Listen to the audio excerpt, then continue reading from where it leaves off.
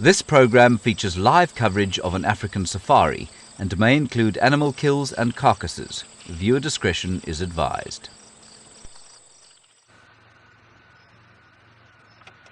Good morning and welcome on another safari here in the African bush. Let's go and see what the mysteries of the night will hold in the morning light. This is Safari Live. Ready.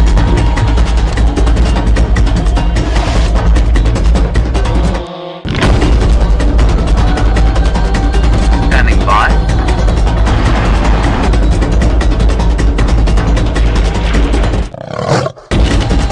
5, 4, 3, 2, 1. You are live, you are live. And a very good morning to all of you watching across the globe. I hope you're ready for another exciting sunrise safari. If this is perhaps your first time on the back of the safari vehicle with us, my name is Jamie, and this morning I have Jean-Ray on camera with me, and we're coming to you live from Djuma, Arathusa and Cheetah Plains Game Reserves in the Sabi Sand in the Greater Kruger National Park area of South Africa. And this is the best possible time to be out in the bush. There's all kinds of exciting things. Yesterday on the Sunset Safari we had lions on a kill, fighting over what was left of the buffalo, with the little cubs trying to squeeze their way in between the adults. Brent is on his way to go and see what's happening there. Jean-Ray and myself on our way to Cheetah Plains, finally. I said that yesterday and look how that worked out. But you never know.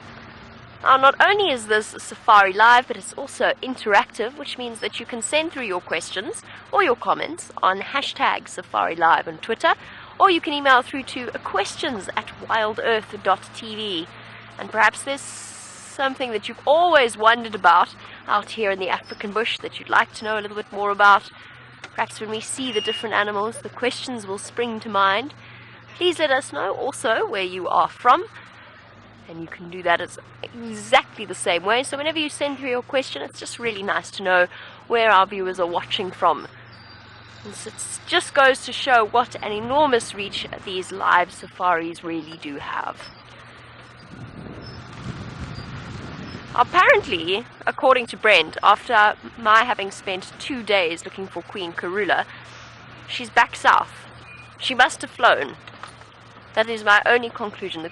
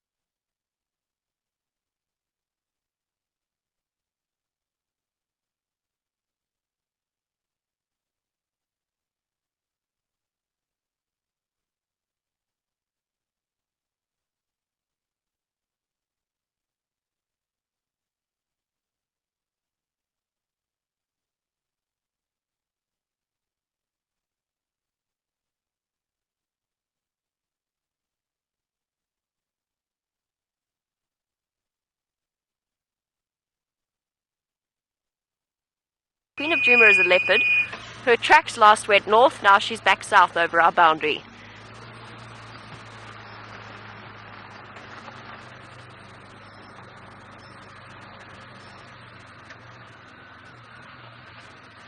And Patricia Scott, you saying that you were still amazed by the standoff between the buffalo and the lioness.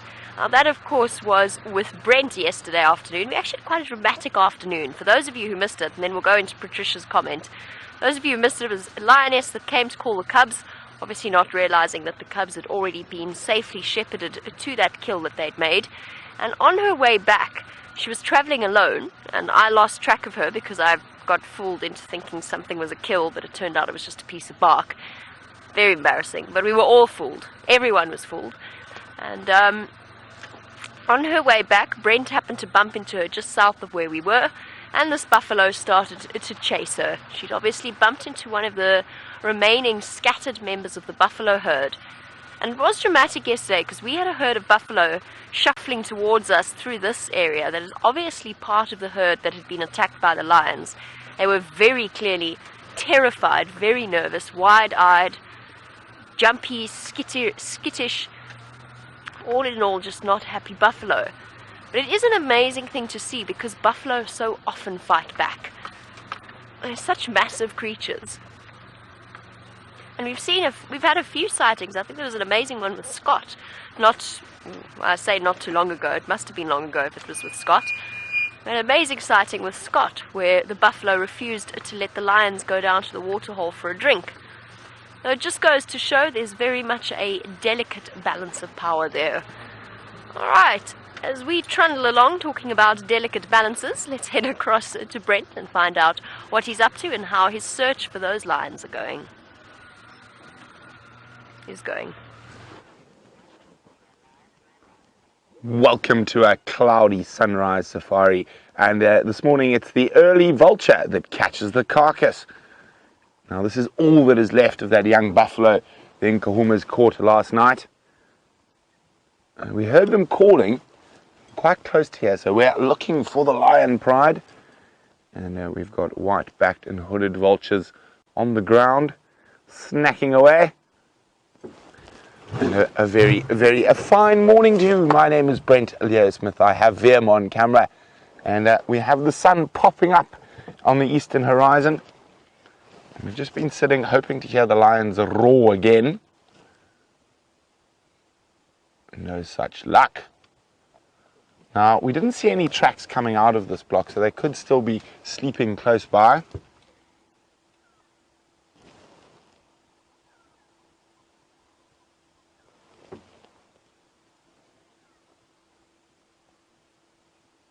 Not too many vultures here, so they're feeding quite quietly. Oh, there's a little argument. Now, the lack of feathers on a vulture's face and head and neck are specifically like that, so they can delve and dig into carcasses.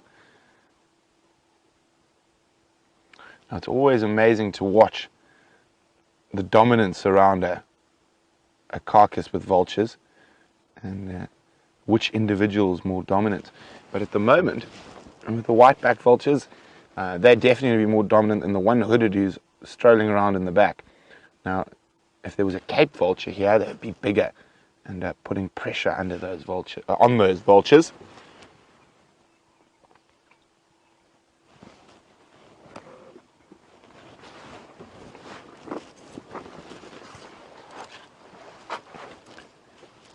So we're just sitting quietly hoping for the Nkuhumas to start roaring again. As I was waking up at about 4:30 this morning, they were making an incredible amount of noise. Remember, we are on a live safari and you can ask us questions. Hashtag Safari Live on Twitter or questions at WildEarth.tv. Oh, is that a Tawny Eagle in the back there as well? Or is it a juvenile battalier? Difficult. Tawny Eagle. So for the birders, a great start to the morning. 3 big bird species. The white-backed vulture, the hooded vulture, and the Tawny Eagle.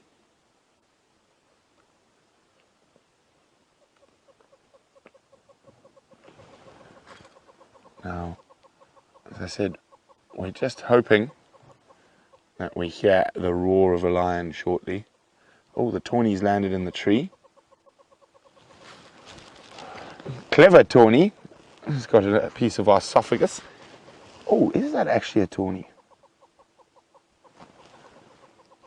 I think it is a Tawny. It's just got some interesting coloration. There's such variation on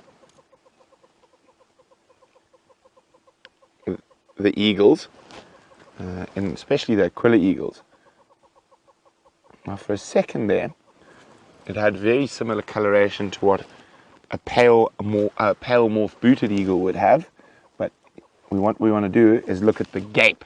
Now the gape of the mouth, where it extends to the eye. Now also I say it's a tawny just based on its size. It's quite a bit bigger than the booted eagle.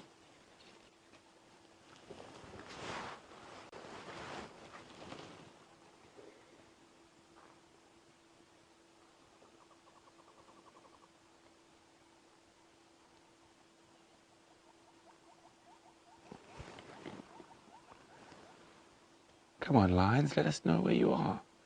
It's also quite nice to just spend some time with the vultures. We don't often do.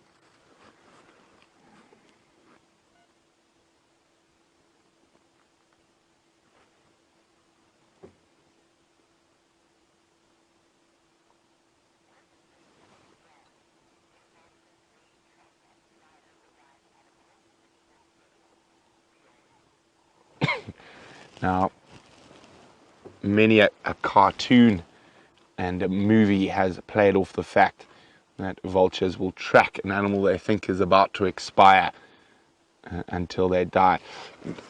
Well, I can't speak for the New World vultures of South America and North America. I can speak for our vultures here in Africa. And they don't really, they'll have to wait for something to be dead. If there's something that is sort of stuck in the mud and half dying, yes, then maybe, but they don't really track dying animals. They will track predators, especially the hooded vulture. That's the closest one we're looking at there.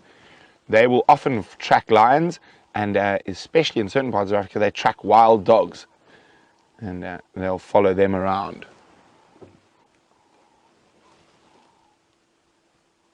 Here's another hooded vulture, juvenile, with a still got the dark head.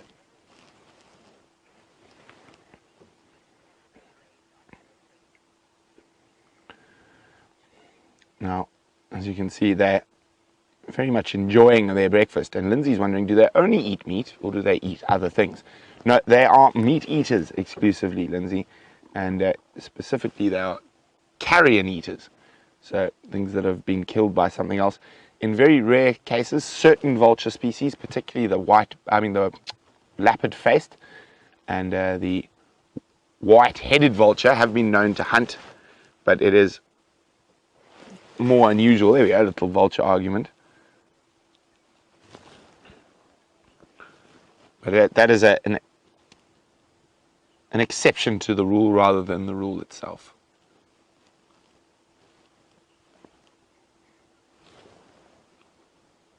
Oh, it is fascinating to watch them work in and you see how the little hooded vulture hangs around the peripheries looking for little scraps. You can see its beak isn't nearly as well developed as the whitebacks. Now, I suppose there's only a face a mother can love on that hooded vulture. Oh, and there's a Cape Glossy starling. Now, what the Cape Glossy starling will be looking for is possibly any maggots that might have been left over from the flies yesterday. I think it's a bit fresh. Oh, what's he got? Ah, you know what he got? I think he actually got a bit of lion fur there. And what he's doing is that lions probably had an argument over the carcass. And he's got a bit of that lion fur and taking it to line the nest. Nice, soft, fluffy for the nest. Very expensive. Very expensive, yeah. Okay, well, we're going to leave these vultures to continue, and we're going to go see. Oh, what was that landed at the back there? That looked quite big. Let me just see if we can. Was it just another vulture? In the tree at the back. Yeah, I think it's just another white-backed, a little bit higher, but right at the top. Yes, just another white-backed vulture. Okay, we're going to go see if we can find which direction the incredible Nkuhumas went. And while we do that, let's go back to Jamie and see what her plans are for this beautiful Saturday morning. my plans for now consist of looking across the river system at this lovely scene in front of us, with a little baby elephant scampering to catch up and then overtake Mum. Just doing a little bit of taking in the scenery on this beautiful, beautiful morning. It really is a beautiful morning, despite the clouds. The sun's managed to break through. And all in all, the bush is looking truly lovely. It's green, it's fresh, it smells clean. Stunning. Well, at least it smells clean here. I'm not sure what the smell was like where Brent was. Okay, let's see if we can catch up with at least a better view of those elephants before we make our way across to Cheetah Plains. No signs of the lions coming back out in this direction, which is one of the things I was checking carefully for before we move on, just to make sure that we don't make life for Brent harder than it needs to be. Sending him off on a wild goose chase in the wrong direction, perhaps. We definitely don't want to do that. Okay. See. This is always a lovely spot to start a morning. There's often baboons and monkeys asleep in these jackalberries, although perhaps not today, just because the jackalberries haven't got their leaves back yet, or haven't got their leaves back properly yet. But you can see what I mean. It's a truly pretty spot. Anybody home? Nice to sit and examine the cracks in the trees.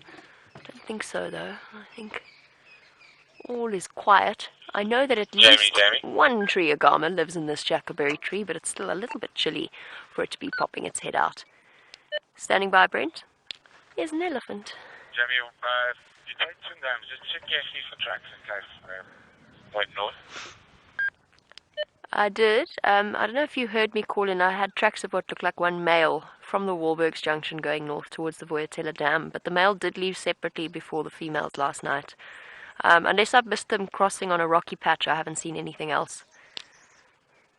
Copy, because our last tracks from the carcass look like they actually head west, so we're going to go back down to Philemon's cut line.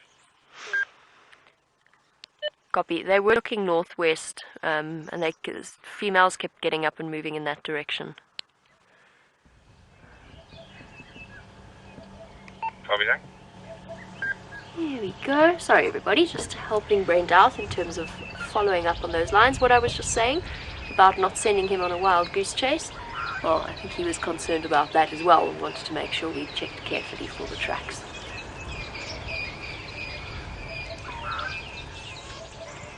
What a peaceful scene this is. Two large elephant cows feeding away. Yesterday when we started off the sunset safari, I came around the corner, completely not oblivious, but completely unaware as to what had played out in front of the elephant herd in front of us just moments before. Obviously they had been there when the lions were chasing the buffalo, which we had no clue. We were expecting to head back and find the lions still sleeping in the shade at the start of yesterday's sunset safari, which meant that I was quite a little bit confused as to why I was met with such hostility by the elephants that I stopped to have a look at. One cow in particular gave me a very clear look to say, you stay exactly where you are and don't come any closer. Just, Chandra, can you zoom in? Sorry. There. Can you zoom in on that bird that's hopping in the junction of the jackalberry tree? I know it's hard light. I think we've got a wood hoopoo. We do have a wood hoopoo. Very, very bright. Right into the sun, so making Chandra's life difficult. I think that's very pretty. Tail just poking out below the jackalberry tree. That's a red-billed wood hoopoo. Its proper official name now is a green wood hoopoo. I just haven't quite got used to all of the name changes that the birds have changed to. Childhood names still stick. Sifting underneath the peeling bark of the jackalberry. Oh, perfect. Thank you, wind. If you could just please stay like that. Oh, no. Look, it's got something. It's caught some kind of a worm or a caterpillar. Blow, wind. Move the branch again. I think if we reposition, we might run the risk of losing it. Okay, let me try and reposition so we can... Nope, never mind. Gone. As have our herd of elephants. Yes, angry elephants yesterday, and obviously I then discovered that that was because they must have been around when the lions were busy chasing buffalo, which is bound to put any pachyderm in a bad mood. Elephants do not appreciate the presence of predators in their personal space.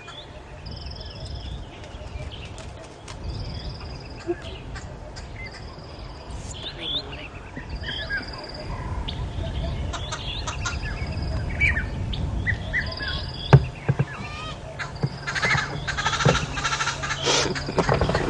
This woodhipoo is taunting us.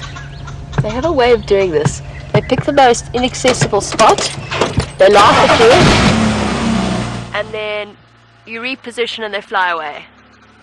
I want to see if they have a... oh, yeah. Cackling all the time. No, man. Okay, I'm ignoring them. I'm not playing their mind games this morning. We shall move on. Go see if we can catch up with the elephants or head through to Cheetah Plains.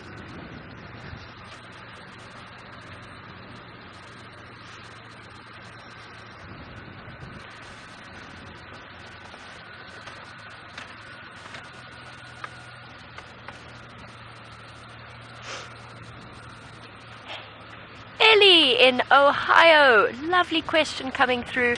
Thank you very much for sending it, because yes, oh goodness, I think it's actually very important to clarify this for some of our newer viewers. So Ellie's been watching for a month now in Ohio and is a little bit nonplussed as to why it is we haven't seen any snakes. I was wondering, do we get them here? We absolutely get them here in abundance. I would not say that we have a sighting of a snake every single day, but we do get them on a very, I would say about a weekly basis when bushwalks out regularly. So Ellie, it's just because it's been cold and dry at the moment that we haven't seen as many snakes. So our animals, our reptile species, don't hibernate. They go into what's known as estivation, which is a hibernation equivalent, but due to the dryness of the season rather than due to the cold. Because of course it never really gets that cold here, despite our protestations to the contrary.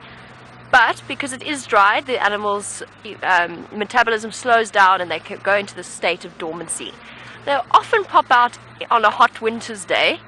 When it's nice and warm, they'll go and bask for a bit, maybe see if they can grab some food and then go back into that state of dormancy. But the summer months are here. It's very crisp and cold at the moment, unusually crisp and cold for October, which is why I think our snake sightings have been slightly delayed, because they've been sluggish and not moving around as much. But lots of snake tracks around. Brent and I had a bush snake try and climb into our bedroom window the other day, which happens all the time. So yes, they're about and you will see them. I had two incredible black mamba sightings. And black mambas, despite the fear that they strike into people's hearts, are truly phenomenal snakes. I had a black mamba sighting where the black mamba must have been close to, I would say, over 2 meters and about that thick. It was a massive specimen, one of the biggest black mambas I've ever seen. And we got to sit with it for ages. It must have been close to 2 hours. I don't think Tebs was very happy with me. It was his first major his first black mamba sighting in his life. Tebs was my cameraman at the time. I think he was a little bit uncomfortable, but he did an incredible job of bringing that snake to screens around the world. So yes, we do get snakes. End part of that story. Hello, elephants. I'm sure I saw a big grey shape. Did see a big grey shape. I'm going to spend a brief few moments with these ellies and then probably go to Cheetah Plains. Hello. Are you in a better mood than yesterday? I think it might even be the same herd, you know.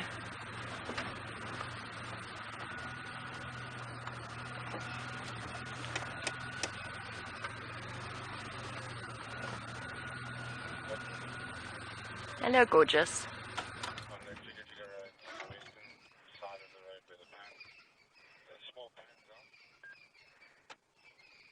Hello. Gentle, slow, lumbering walk.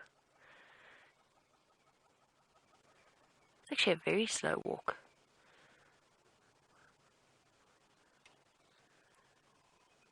Okay. Our elephants, this block is particularly thick, so I think this might be our last view of our herd of elephants. Let's head across while we dash over to Cheetah Plains and see whether or not he's been successful in his search for lions.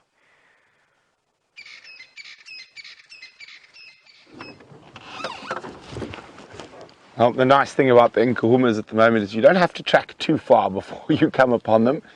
And here we go. I can see 3 lionesses, not to say there's not a 4th or 5th lying around, and 1 Birmingham boy.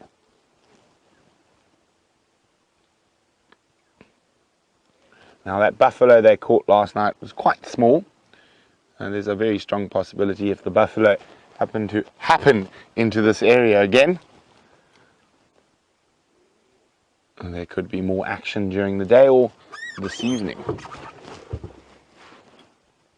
And you know, everybody needs a pillow. If you're a lion cub, mom is number 1, but elephant dung is probably number 2.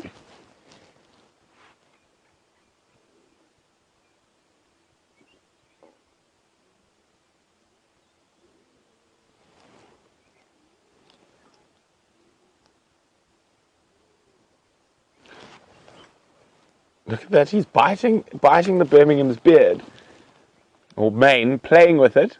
Let's see how long it takes before he gets scolded.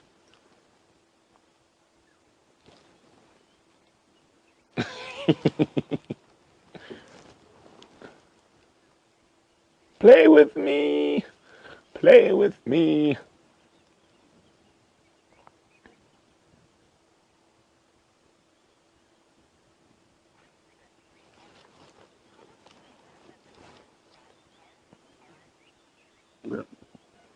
Oh, cub war. It's what?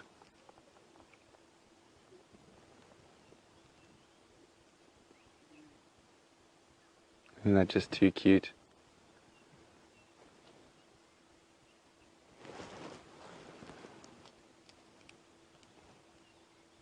Oh, I can hear Impala alarm calling. And that one lioness suddenly lifted her head. I'm just going to listen carefully for a bit.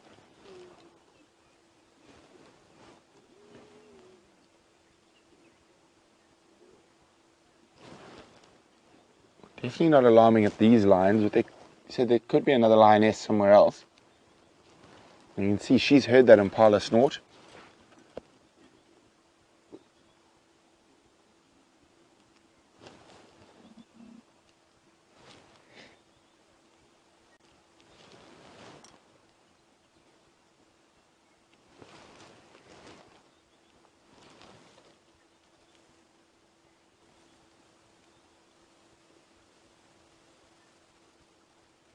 Not snorting too seriously. It could be one of the other lionesses walking back, or even a male.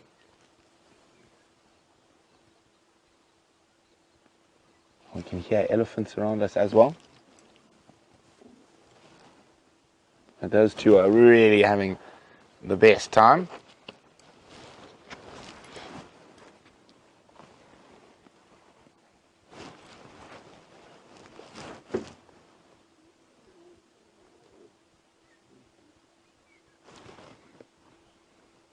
Very sedate Nkuhuma family scene this morning.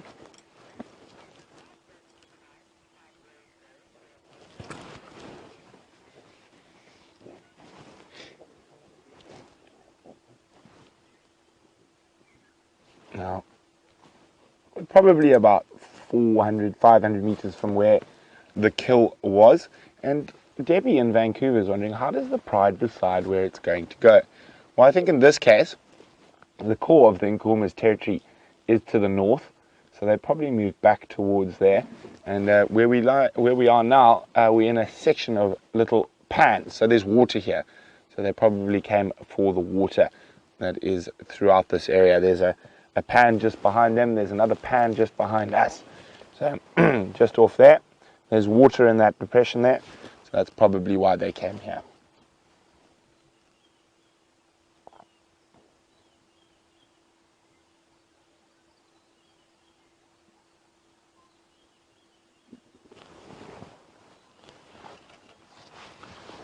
Everything looks quite calm at the moment. Of course, that can change in an instant if a herd of buffalo happen to be heard.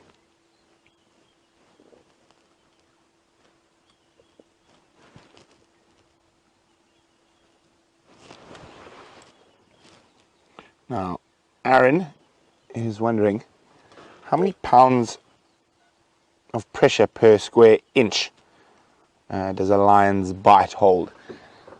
Now, if I remember correctly, it's around 900 pounds, but I could be a bit rusty on that. And it is a hyena is over 1,000 pounds. Could be a little bit less than 900 pounds. I will go look shortly in my books.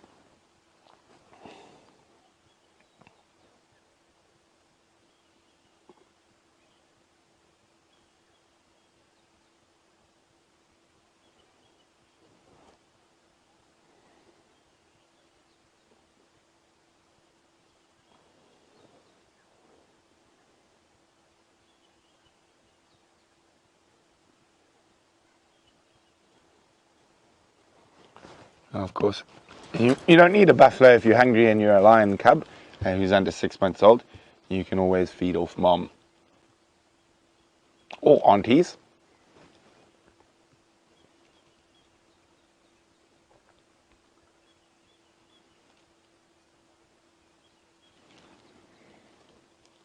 Now, I've just heard that there are some leopard tracks to the west, and we'll spend a little bit more time with the Nkuhumas. But I think they might be snoozing for a while. And I feel like, Vim, when was the last time you saw a leopard? I feel like I haven't seen a leopard in age. In the last decade, there we go. Now, heads up, looking back towards where those impala were alarming. I just keep double checking that there isn't another lioness coming through.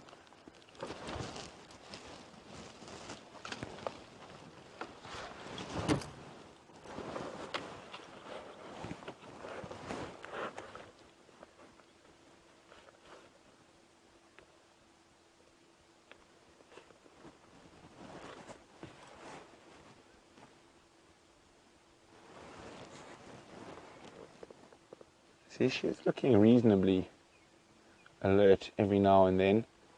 It could just be that she's got cubs climbing all over her that keeps distracting her. And she was quite focused in that particular area.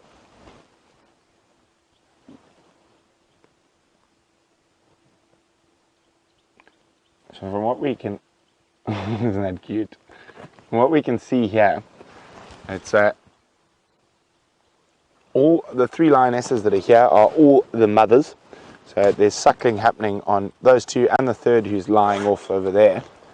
So all 3 mothers are here. So that means Auntie Amber and Auntie Babyface are the ones that are missing.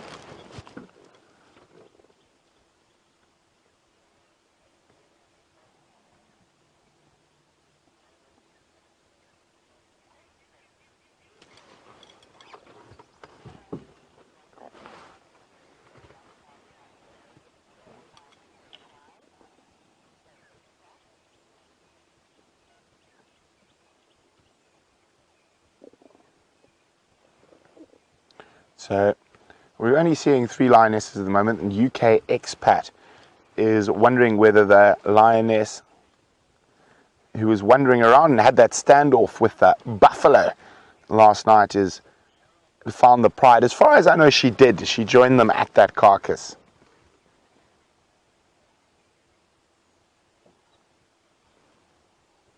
And they're all tucked in there.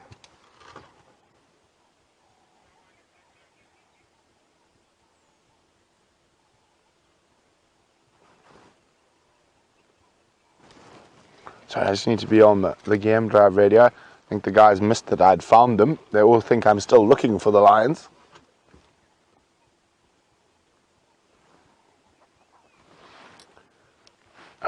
Orbs and Ephraim, I've got 3130, 1 and all the Mampimpan on Jigga Jigga Road on the western side where those mud wallows are.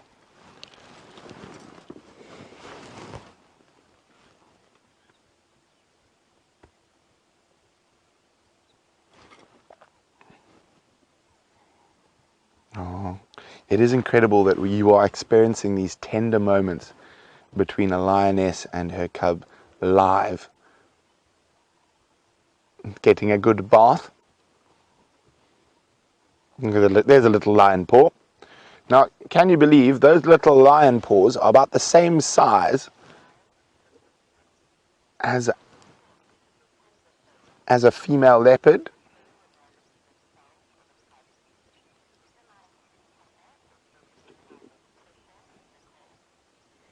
Now, we mentioned that when a lion licks, it can actually lick the skin on a buffalo raw when they lick in a certain spot. Now, Nicole is wondering, well, why doesn't that happen to their cubs? Doesn't it remove fur? Well, it does, and that's part of the reason. So when they're grooming, it will remove a certain amount of fur. And of course, that's all the fur that's come loose and fallen out and is out of place. And they definitely don't apply the same sort of vigor to licking each other as they do to a carcass.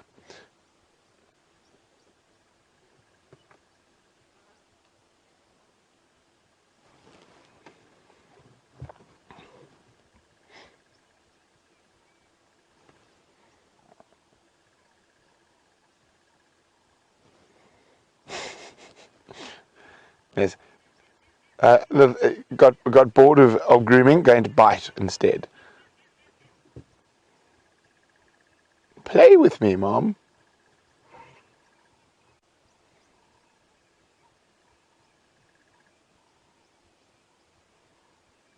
Oh.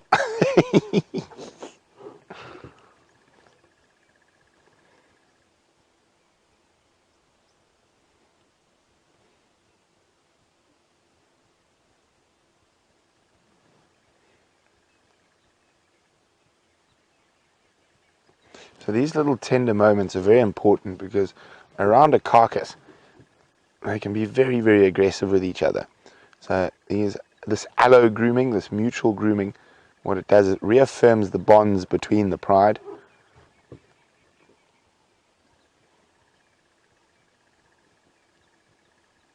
Oh, and there we go. We can start hearing a little bit of growls. That's it. If you fight, no more.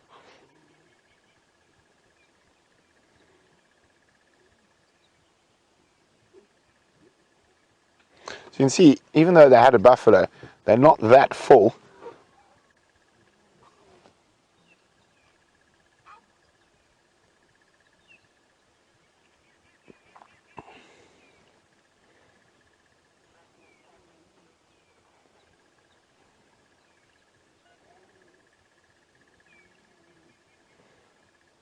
Oh, yawn.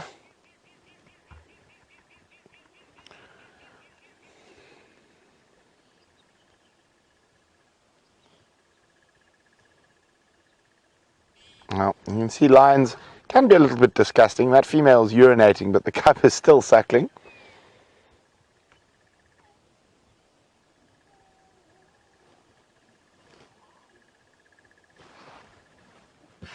Oh, bless you.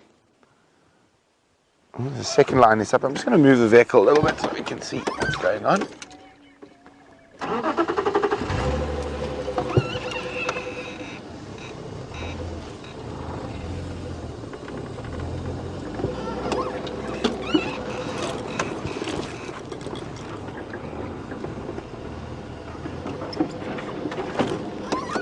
Oh, sorry, there was a stick there, big boy.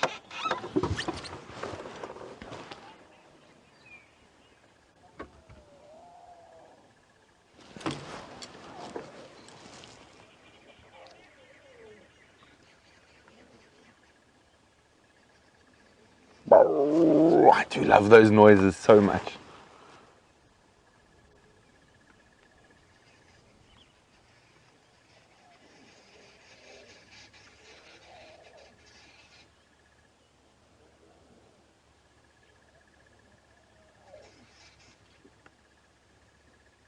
Oh, itchy ear.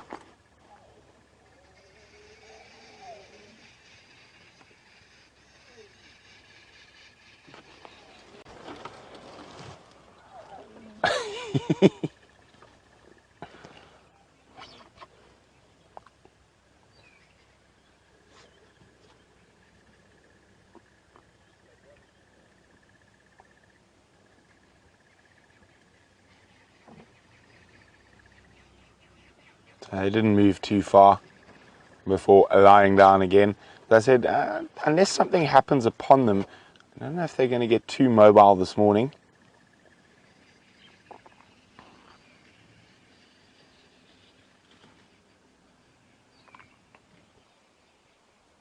Oh, here we go. Are we going to get a stalk and a pounce? Or just a brush by? Oh, brush by.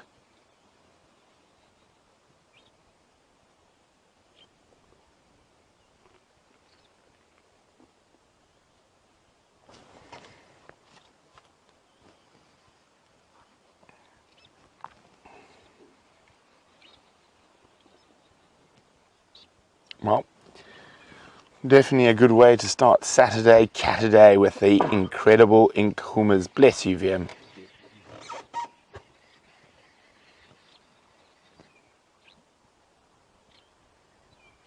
Just one cub and one male left here. Oh, a big boy is going back to snooze. Oh, there's a second cub playing around in the fallen knobthorn around the edge of the pan.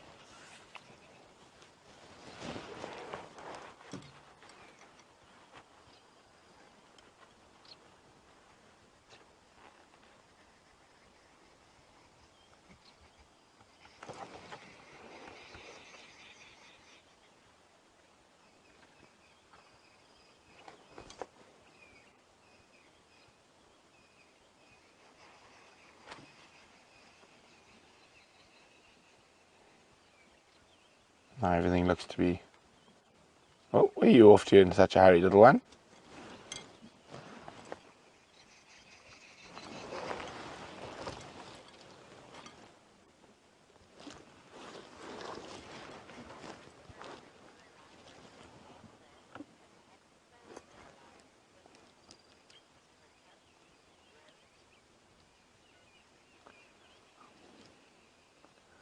Now, lions can be incredibly violent animals, and Ray is wondering, has there ever been a case recorded of a lioness killing a male while protecting her cubs? Not that I know of. The males are just so much stronger and bigger that and I mean it happened here multiple times, is that the lionesses ended up being killed. The only real way that a lioness would be able to kill a male is if he was very old or very young. Now, there's been records of groups of lionesses killing young males, sort of 2 to 3 years old, but never a big adult male.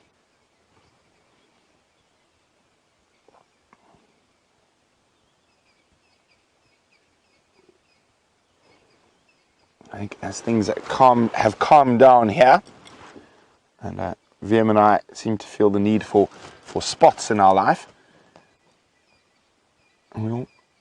if we have no luck with the leopards, we'll pop back in here a little later. But I'm feeling lucky. It's Cataday, and hopefully we can find ourselves Queen Karula and the cubs.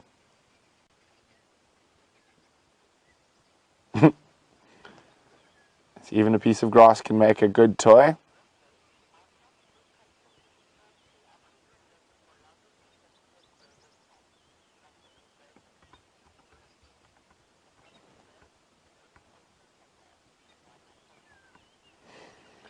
Wow, I did not know that. Thank you very much, James Richard, who says our cat streak continues.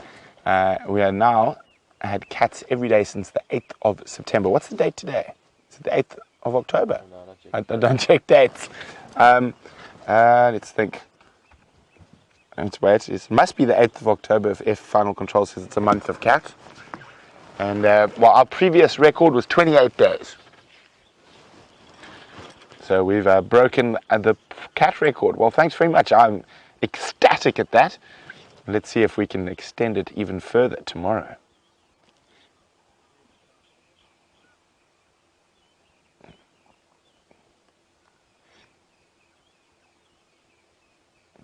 Oh, it looked like it was trying to decide to go over or under.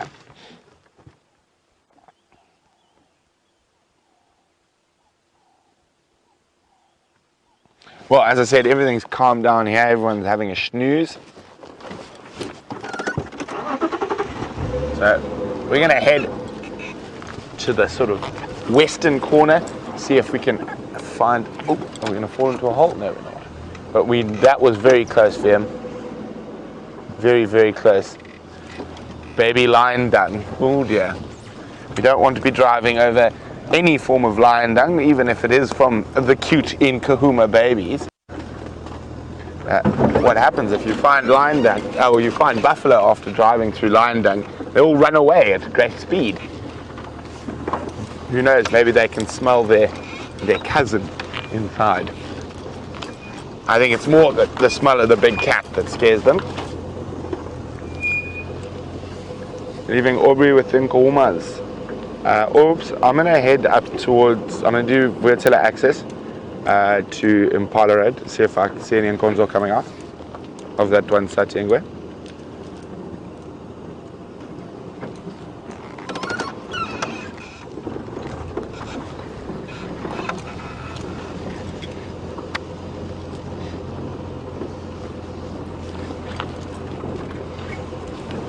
Oh, that's the best way to start the day. Now let's see if we can go add some spotted cats. I have sounds like a friend under the car, so just, there we go, there's the friend, it's gone now. Oh. The noise of drives me nuts. Little tick scratches and, well, see, here's some impala. They could have actually just, from that alarm calling, it wasn't too serious. They could have just got a whiff of the lions as the wind whirled around. But they're looking quite relaxed and feeding.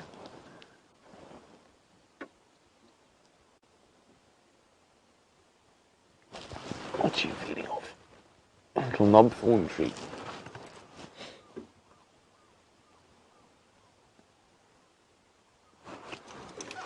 Okay.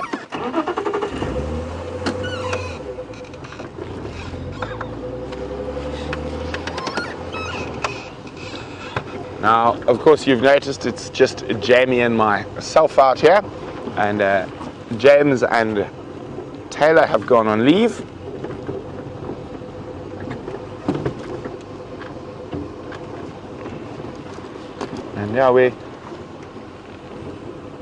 And yeah, Cam Ops also, there's Brian's gone on leave and Dave's on leave, so there's Vim and Gendre, and Eggsy is in the editing suite. And for once we are overpopulated with final control people. Tisk, what do you think about that, Vim? I'm not so sure about it. Too many of them these days, yes, they seem to multiply quite quickly. But speaking of final control, they're going to push some buttons and send you across to Jamie on Cheetah Plains.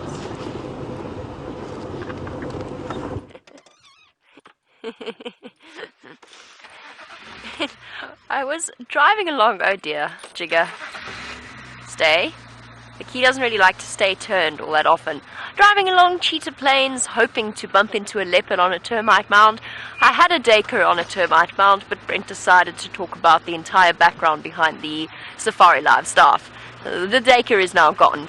Let's trundle along and see what's happening at 3 in a row pan, and then make our way to the open area. Personally, I'm hoping for a couple of things. Not necessarily all at the same time or all in the same morning, but it's been a while since I've come onto Cheetah Plains, and I would very much like to see A, Nkanyeni, B, a cheetah again. It's been a long time since we've seen cheetah. We might have broken our cat record, but we haven't seen the tall, very fast spotted cats for a very, very long time. And some impala dashing onto Nkoral. And I'm hoping to see quarantine. Those are my 3 wishes for this morning's sunrise safari. It might be a bit extreme to expect all of them at the same time, but you never know. Stranger things have happened. And just bear with me one moment, because I think I see a cuckoo in between the displaying hornbills. No, I can't see either of them now. Oh, I can see one of them. I can see a hornbill.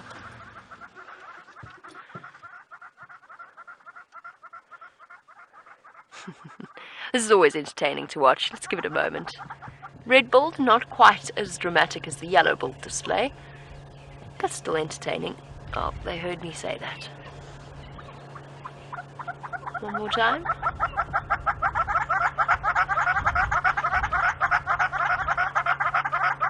The hornbills are chattering away furiously and displaying furiously at the moment, for it is nesting season for most of our bird species. Okay, well, let's leave them to it, give them a little bit of privacy as the male courts the female and follows her about. They're looking for suitable nest sites, suitable places for the female to hole herself up, lose her flight feathers, and lay her eggs, and then becomes entirely spiderweb. Yeah, that one would be right in my mouth. Did you get it as well, Jandre? He's also got it in the mouth. That was quite a big spiderweb. Now where's the spider? Sorry, spider. Didn't see you. What was I talking about? Oh, female hornbill being entirely reliant upon the male to feed her in her time of confinement. Oh, there's a moth. That's not a spider, Jandre. There's a moth. It was a really, truly beautiful moth. Let me have a look at this. This is actually a very pretty moth. Look at that. Let me try and tilt a little bit for you, so you can see the proper patterns on the wings. And this morning when I first got into jigger, all sorts... Wait, hold on. Let me try and do something quickly, but I'm going to end up moving a bit. Let me try and do something. Here's one moth. Oh, I should have done this before. There's another one. Oh, gone. There's one more at the bottom, but it's... and there we go. There's another one. Moths of all shapes and sizes. Oh, that's quite pretty. Two entirely different species there. Both of them, I have no idea what they are. There are so many different species of moth that half the fun is trying to figure it out as we go along. One of my favorites so far, because I'm always thoroughly impressed by our viewers' ability to identify truly obscure moths, moths that we've only seen once and never ever again. And somehow our viewers managed to go through... Shame, sorry, I didn't mean to throw you lot together. Somehow our viewers managed to go through all of the different species and identify what they are. And my favorite was the Bowers frother moth, which looks a little bit like this light-colored moth, but with a bright pink abdomen and slightly transparent wings. And I mean really, truly bright pink. It's absolutely stunning. Okay, let me, now I've got myself in a pickle. I'll pop them on the hat that Jandre found. Here we go. Jandre found a hat, by the way, on the road this morning. I would say, judging by the state it's in... Here we go, moth. Here, you go on the dark bit. Your friend can go on the light bit. Judging by the condition it's in, I would say that a hyena has enjoyed a little nibble and exploration with its teeth. Decided that even it didn't want to eat this hat. And there we go. Well done, Jandre, for finding a hat. Relatively certain, just judging by the type of hat it is, relatively certain it does not belong to a guest. Most likely, one of the gentlemen doing work on the road, or else the anti-poaching team wandering through. That was a very random conglomeration of things there. Seems to happen to me on cheetah plains in this particular spot with Jandre. The last time it received the stick insect. In this exact spot. Sorry, not the Nkuhumas. I've got the Nkuhumas on the brain. The sticks are just off to my left, close to a place called Jacobin Driveway. Jacobin is the camp right next to Nkoro, that we could probably look into if we were to skim the boundary and perhaps push a little the boundaries of the traverse area, which we're not going to do. The sticks are just here, the 3 females and 2 remaining older cubs. And then of course there's the wonderful news about the fact that one of the females has given birth to new cubs. and hopefully they are going to have more success than her previous litter. So 2 of the cubs of the original litters are still alive and well. I haven't seen them, I haven't seen what they're looking like. Hopefully they're going to survive now that there's only 2 of them. Extra access to resources, more food at the kill, might be better off. They might come off a little better off than the rest of their siblings and cousins. Sure. Okay, I scoffed at Brent when he said it was going to rain. I did properly scoff at him, and he might have been right. There's been a sudden drop in temperature.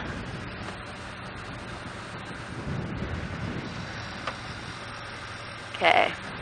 I'm feeling another surprise quarantine sighting is in order.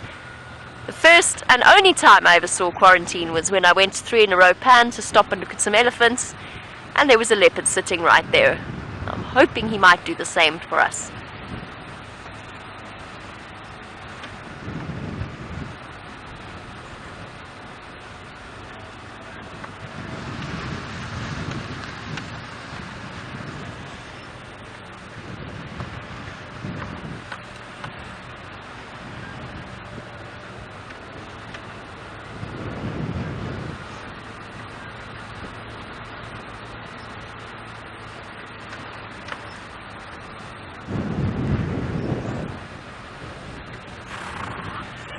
Sure. Definitely much colder than I was expecting. So a little bit more rain would be absolutely wonderful. We could definitely use it. And while we wait and see if the rain hits us on Cheetah Plains, I believe it's still sunny on Djuma. Let's head across and have a look at the sun on the lions.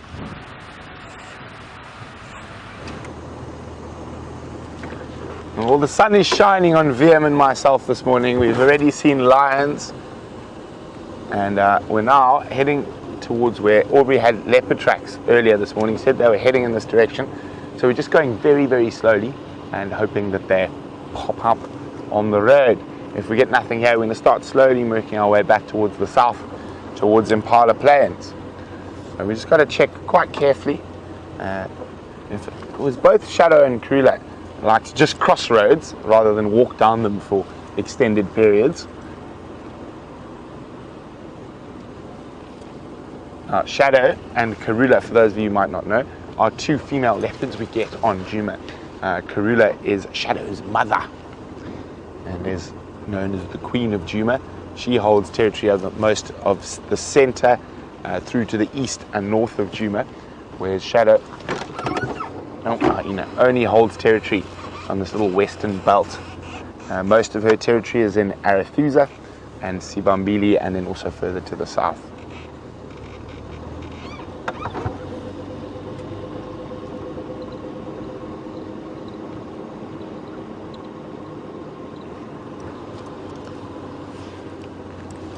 Now we're about to pop out on Impala, not Impala Plains, Sandy Patch, where Impala Road joins with Vuyatela Access.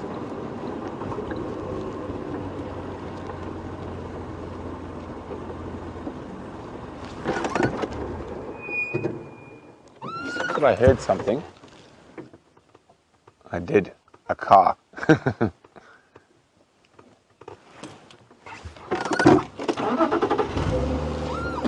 We're going to check all the way up towards the Gowrie Gate, and then we're going to head south from there.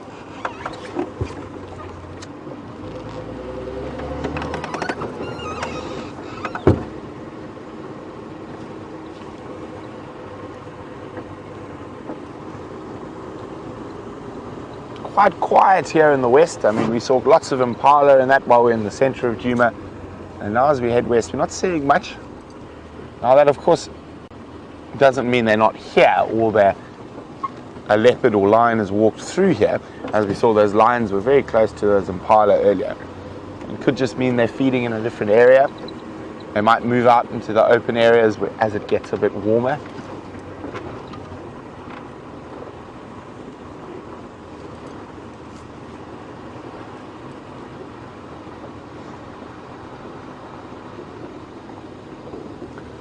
Now, I will keep my eye out for Dina, who's requested some new flowers of the season.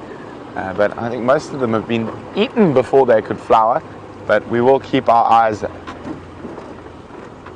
peeled for any flowers that might have started blooming. Remember, hashtag Safari Live, questions at wildearth.tv on email if you'd like to ask us any questions about what we're up to and what we're looking for. Now, on yesterday's sunset safari, I saw the most buffalo in one drive that I've ever seen on Nkuhuma, but it seems like Jamie's found some far in the east.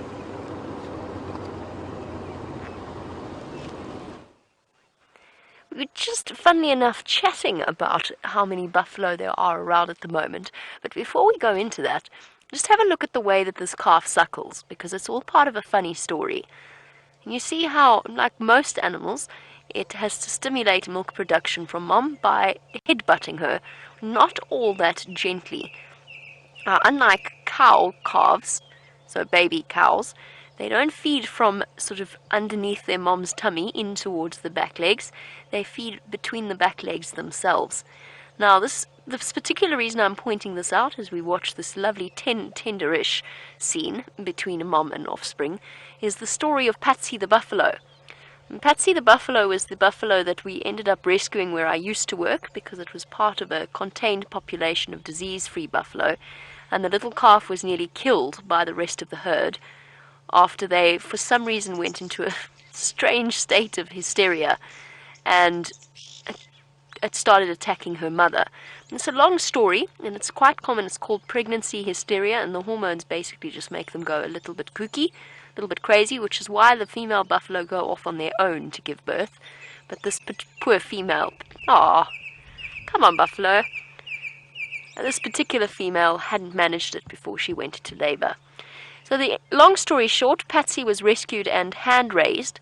Now, she was hand-raised by a gentleman who was the reserve manager, and that's an important part of the story. It was a he who raised Patsy, and Patsy had a tendency, once she'd finished her bottle of milk, to attempt, when she was still hungry, to stimulate milk production by doing just that. Unfortunately, not to her mommy buffalo, but to poor Ross, who was the reserve manager. You can just imagine that he didn't really appreciate the efforts of that particular little buffalo calf. That being said, apart from that aspect of Patsy's story, the other thing I learned about buffalo, because they've got these two little teeth that stick out at the top with a gap in between them. Let me turn this down, and then we go search for that korhaan that's calling. What they do when they suckle, apart from the fact that they're clearly not very gentle with their mums when they headbutt up like that, they put their tongue over their teeth. I know, because Patsy came up and suckled my fingers one day when I wasn't looking. They suckle with their tongue over their teeth so that they don't hurt their mothers. There's a strange combination there. You know, wallop mom whenever you want milk. Baby rhino do it too, it's adorable. Less adorable for the mothers when they start to grow their horns. But at the same time, be very careful not to hurt her with their teeth. Let's go find this korhaan, since our buffalo are in some very dense vegetation. Don't you find it amazing? Oh, I can hear it clicking. It's actually doing its full display. We might get to see this. Chandra, can you... Oh, no, that's not. That's a log. I thought I'd spotted it. Oh. I'm really hoping to get a korhaan display. We seem to see them far more frequently on cheetah plains. And I still haven't managed to get the flight upwards and then dropping down. I can hear it clicking. Bull snapping.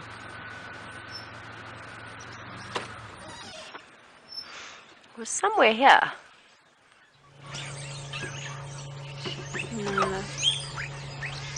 Don't know where it is. One day we'll get the korhaan display on camera.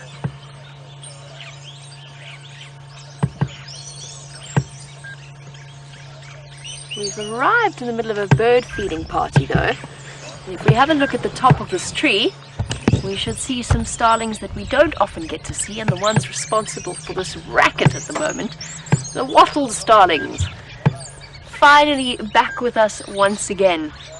We should, if we sit patiently, be treated to some wonderful scenes with these birds. A type of starling, we were watching I can't remember which starling it was with Brent, that was stealing a little bit of the carcass. The wattled starling we don't see for most of our winter months. They're not a proper migratory species, but they tend to move about to wherever there's food, and they abandon us for several months of the year. But they form these enormous flocks, and I've seen massive flocks of starlings before. There's what looked like, from this angle, greater blue-eared starlings as well. I've seen enormous flocks of wattled starlings come together. Easily 100, 200 birds in one go. And they can be thoroughly entertaining to watch. I was wondering why there was so much noise around us. Let's go and see if we can get a nice view of them. I'm hoping... I think they're all going to go.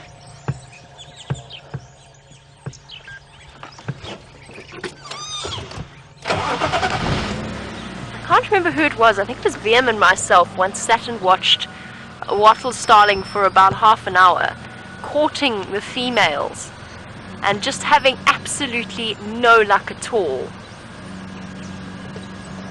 Hoping to find some on the ground. And perhaps even a male with his wattles. It's difficult in this light, unfortunately. Today is not a good birding day.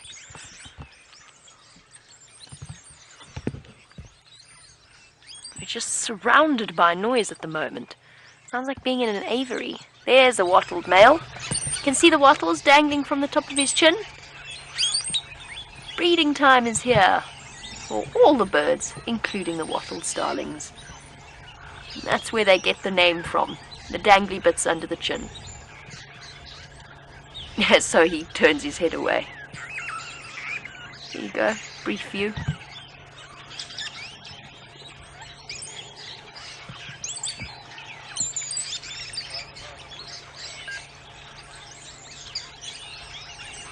Sure, it's noisy.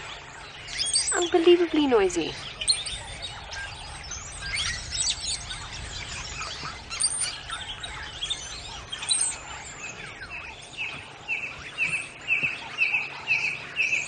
And the Korhan taunting me in the distance with its high-pitched whistling call.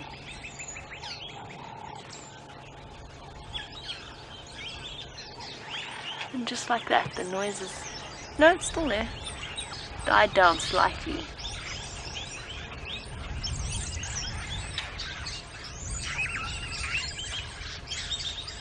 Does it come across how noisy it is?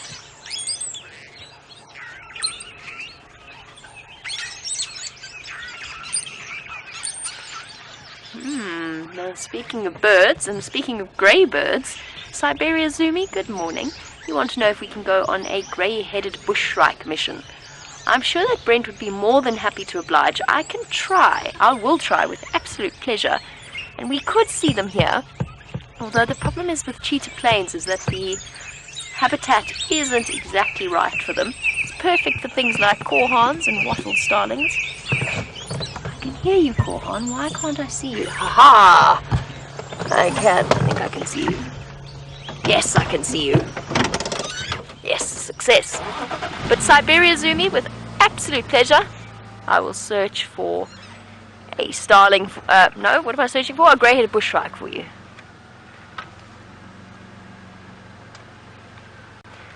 I see you. I'm coming to see you. I think. After all this, I'm just wanting to get the crest, at least the red crest out. Okay. Because it's bill snapping, which means it might actually do the full display. Keep going, keep going. There we go. See, it's bill snapping. That's the clicking I was talking about that I could hear. Lots of birds, including Marco's grey-headed bushshrike, do that.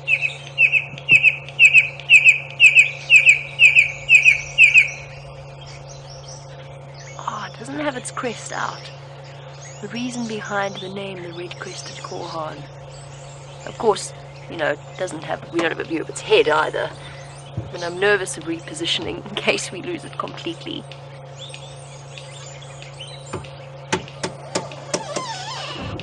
Oh, sorry. That was me. That was not Chandra. That was me. I did not expect us to go back that way. Sorry. That was entirely my fault. Not Chandra at all. Can I go back a little bit, Chandra? Shall I warn you next time? There we go. Sorry, everybody. Sorry if you're now motion sick. There you go, you can see that bull snap motion. A slight red cap and the black belly of the red-crested korhaan.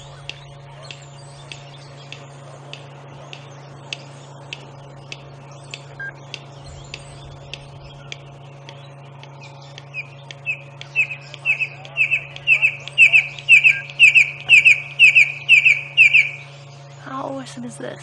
Such an amazing view of it calling. Now we just need another male to come through so that he really truly gives us the full display, flying up into the air and then tumbling out of the sky and even showing its red crest.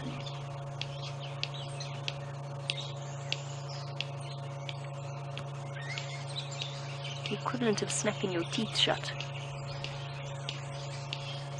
Forms a crucial part of a great deal of bird calls. Let's think of it, bird calls as a series of whistles or chirps or anything coming from their voice box. But the bull snap is actually an integral part of puffback shrikes, black-backed puffbacks as they're now known, lots of the shrike family, the korhaans, the bustards, woodpeckers.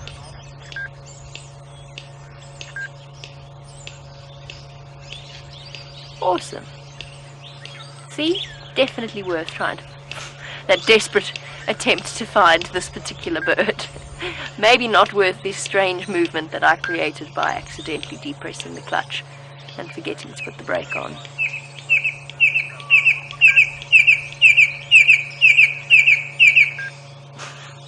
That face he pulls is somewhat ridiculous. Almost as ridiculous as the black-bellied bustard, the cousin of the red-crested korhaan. Right, 1,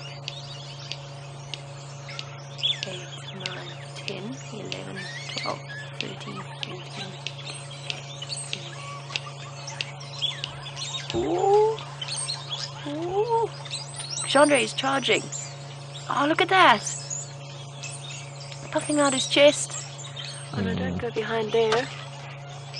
Oh, there he goes. It's popped out on the other side. Not for me. Not for you.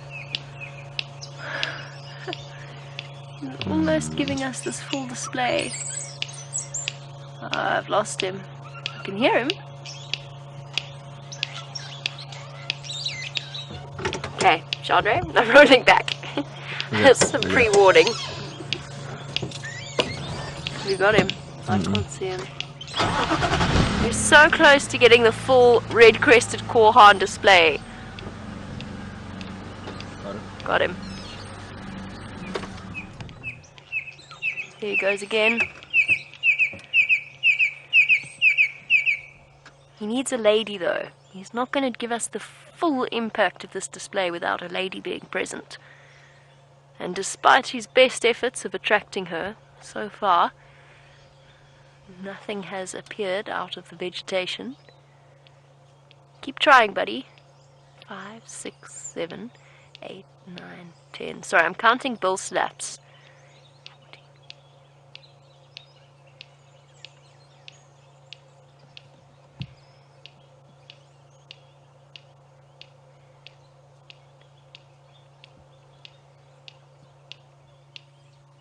Wow, we're on 39, 40.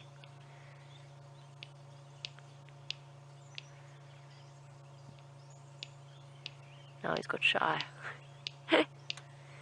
Wow, lots of bull snaps.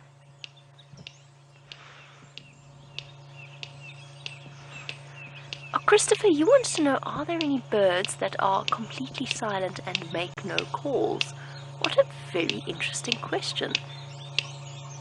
I cannot, Christopher, think of one out here.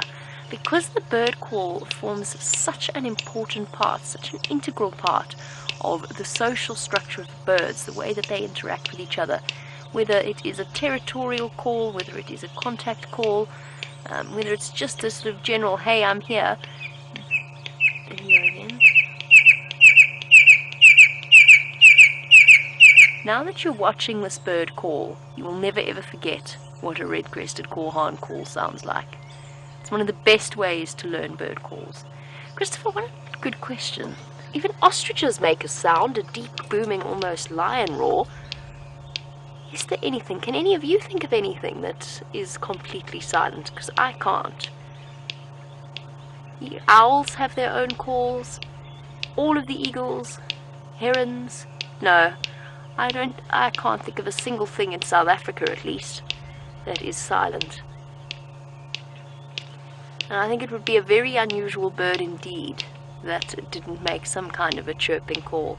They've got to find each other somehow. They've got to find mates somehow. Making a sound carries a great distance. They probably communicate far less by scent than they do by sound. Sound and sight will be their main forms of communication. I can't believe the number of bill snaps before each call.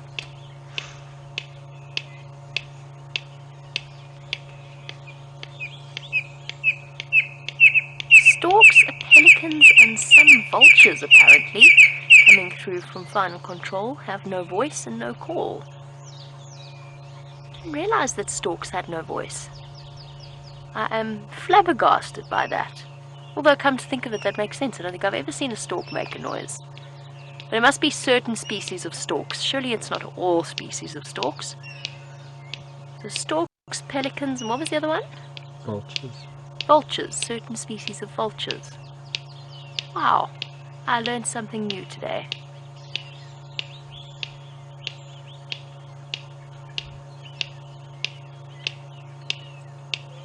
Amazing. Speaking of sounds of the bush, I've been listening to something the whole time and I've only just realized what it is. So bear with me while you look at your red-crested corehorn. I'm going to attempt a catch and release,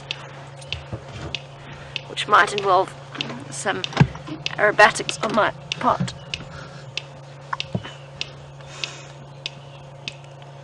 Shame, buddy. How long have you been stuck here? I'll show you in a moment. Oh. Hey, look what we found. Don't fall over. An amazing dung beetle. Yay, the dung beetles are back. I do enjoy them so much. In this particular one, you can see the really incredibly fine detail, except he's going to keep turning his back on you. Let me turn you around. Now, hold on. Come here. Otherwise, you're going to fall down and you're going to get stuck. Now go towards Chandra. Oopsie. Here we go. Go towards, no, go the other way. All right. Okay, no, we're going this way whether we want to or not. There you go, Kathy, in Washington. You were wondering where all the dung beetles are. Found one in the wheelbase, in the footwell of my car. Oh dear. Don't worry, they're very tough. If you've ever watched a dung beetle land, this is absolutely no problem. Okay, let's release him. There you go, Kathy. Dung beetle. Rebecca said to me, I found so many things in my car I probably didn't need to leave at the parking lot. Then we wouldn't have had this amazing red-crested corehorn sighting. Oh my goodness. Maybe Rebecca was right. Look at that beautiful moth. Isn't it absolutely stunning? Again, no idea what it is, but it is truly spectacular, and it makes me wish that I had that lens that I bought Brent for his birthday to attach to my phone so I could get a good picture and identify it later. I'll have to ask all of you back at home to take screenshots for me so that I can go back to the books and identify which particular moth this is. I try and turn it. I don't want to disturb it too much, but it might be nice to just have a side view. There we go. Hello. No, doesn't want to do it. Okay, so Rebecca was right. All of the content seems to be inside of Jigger. There's actually one a little bit further along the dashboard as well, looking a little bit better, a little bit more camouflage than our brightly coloured one. Now the Korhan is desperately trying to reattract our attention, calling away. Ouch, no, you can't dig through my hand, dung beetle. Yes, I know. All right, okay, hold on. I'm getting you there. You're lucky because a herd of buffaloes just come through here, so there's going to be plenty for you to eat. Okay, all right. They are unbelievably strong. I've been trying to hold this one in my hand just to stop it from disappearing off into the footwell again. And it's unbelievable just how powerful they are in terms of pushing against us. And of course, a form of the dung beetle. Yes, Korhan, I know. There you go. There he goes. There's a form of dung beetle that is the strongest beetle in the world. Form of rhino beetle, actually. But nonplussed, I think. I'm confused. I have no idea when that dung beetle got into my vehicle. But it'll find its way. Never fear. Dung beetles use all kinds of amazing navigational techniques. Right. The buffalo herd have all but disappeared. I've got so distracted by everything happening out here. That's half the fun. Right. Should we go check out the open area? I think so.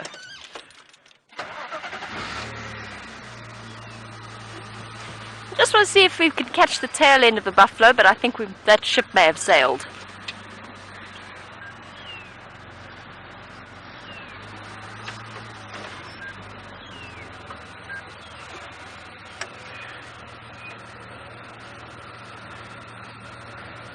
I would very much like to do a literal reading of the bird call.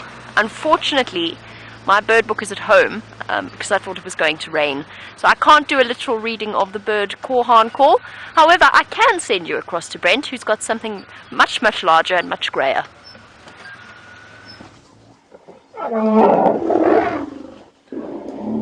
Okay, guys, we've just come into a very interesting situation. And there we can actually show you a playback. Hopefully, I'm going to ask Final Control, because those elephants were completely relaxed. And then, then it went a little bit pear-shaped. And actually, that was actually a potentially interesting situation. So the female was feeding happily next to us, just behind this tree, and that little one. There was a little baby, probably about just over a year old, was playing around here, and it stepped into one of the holes in the termite mound and fell flat on its face, and then gave a little strangled, and which sent all the other elephants into a bit of a panic. There we go, panicking, and that female somehow thought it was our fault, even though it was her baby's fault completely. So Final Control is going to prep a playback for you.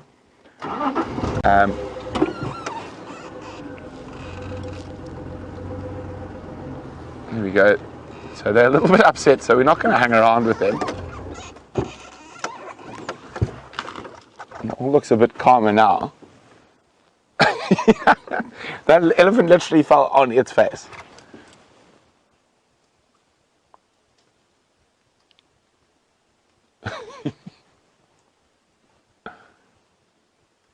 Oh, that was quite exciting, Vim. I might have said a bad word at the big female. She decided it was our fault.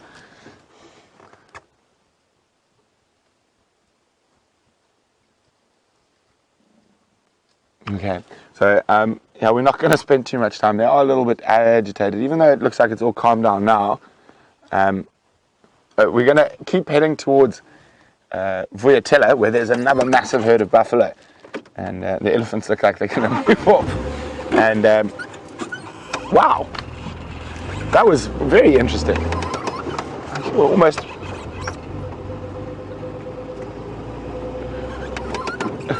Okay, so the Final Control are trying their best to try and get a little recap, a replay of that.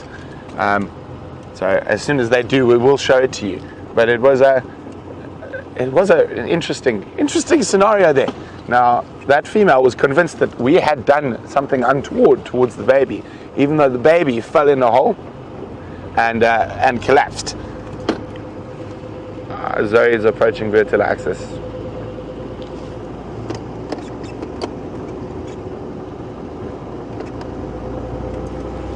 Alright, copy, thanks Tax, I'll come a bit faster. So Tax is a really nice big herd of buffalo. So I'm going to speed up to get there.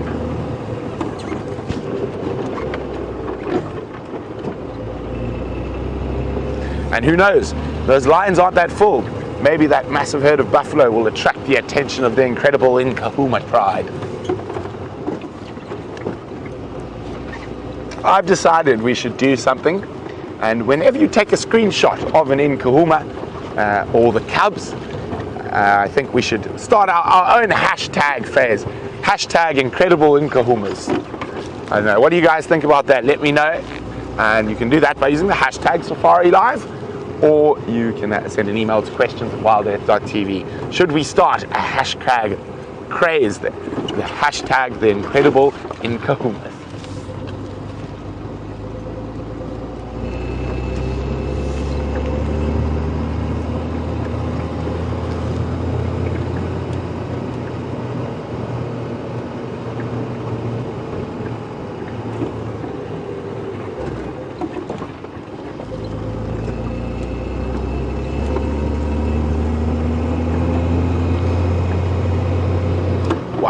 So I just listening to Tax now, he says some of the buffalo are already on quarantine, the others are still coming from Gowrie Cutline. So it must be a really big herd, maybe even more than 400.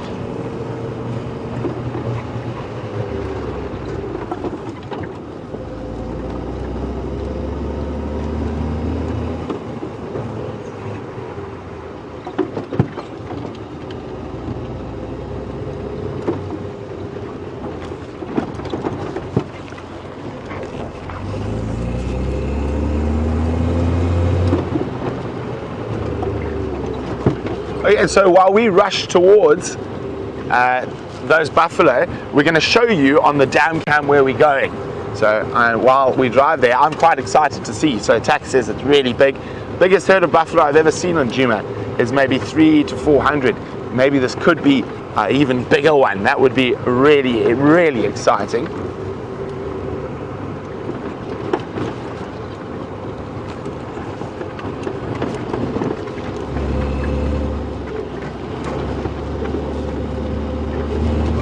Okay, so I'm quite excited to see how big it is. So we're coming across quarantine at the moment, and here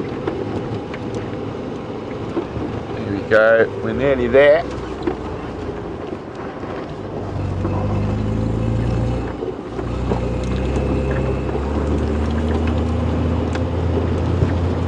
Now, as I said, there have been herds of buffalo, over 1,000 recorded in the Sabi Sands, but it is unusual. Normally they're 200 to 400 is your average size. And are they going to be silly enough to stumble into the Nkuhumas? So as we're about to get visual of them from our side for the first time,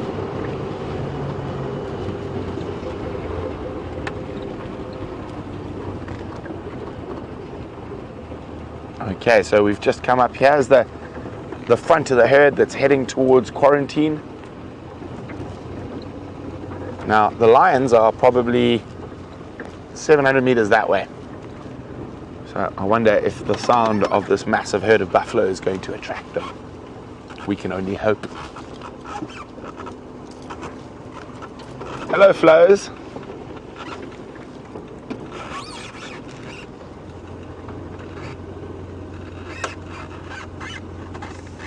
We're just going to keep moving slowly through them. Now, there might be a chance of a little baby in a herd this size, so I'm going to keep my eyes peeled. But wow! Hello, buffaloes. Look at that, just give you an idea of what's going on up ahead. I mean, they're still on the crest.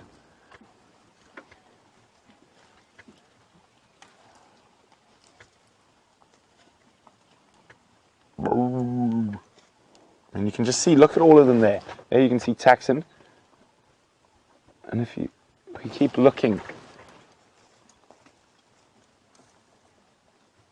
well, the lions are definitely going to hear this.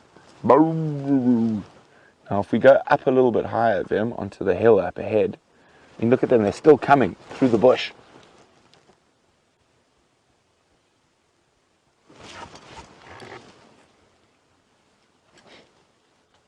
Now we've got decisions to make. So many of decisions. And we'll spend a little bit more time with the buffalo, and then I'm very tempted to head straight back to those lions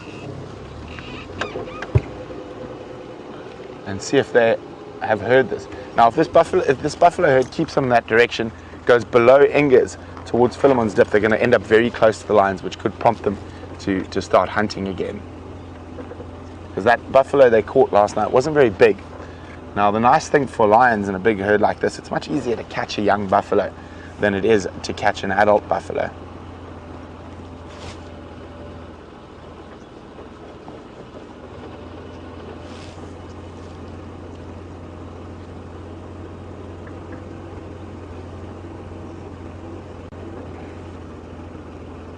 You can still see some of them very skinny, recovering from the drought.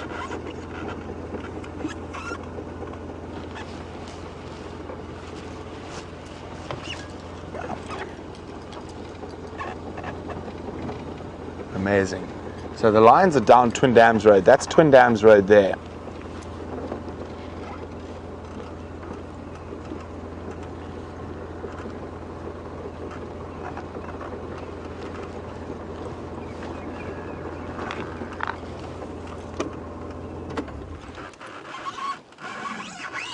Oh, this is incredible.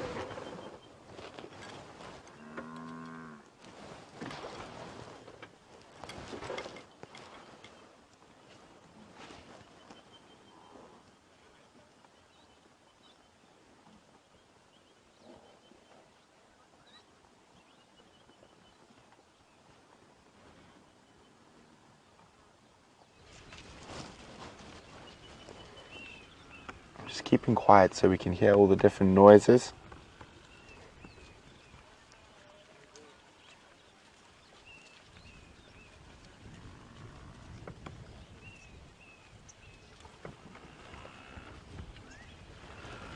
Now, people often expect that buffalo would be related to cows. They are, but very distantly. They've had a sort of specific evolutionary progress. So they have evolved a very similar sort of design and habits to the domestic cow, with at the same time as the domestic cattle have.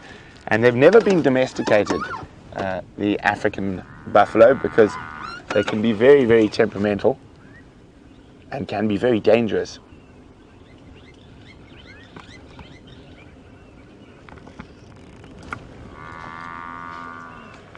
There you go. Morning, everyone. So now I want to go check. I mean, there's taxis just here. Before, I think they're from us straight to the Ngala. Yeah, I'm just going. I'm following you. Okay.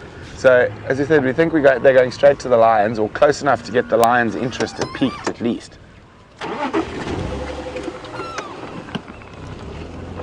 And they're still coming. You can see they're still coming, still coming.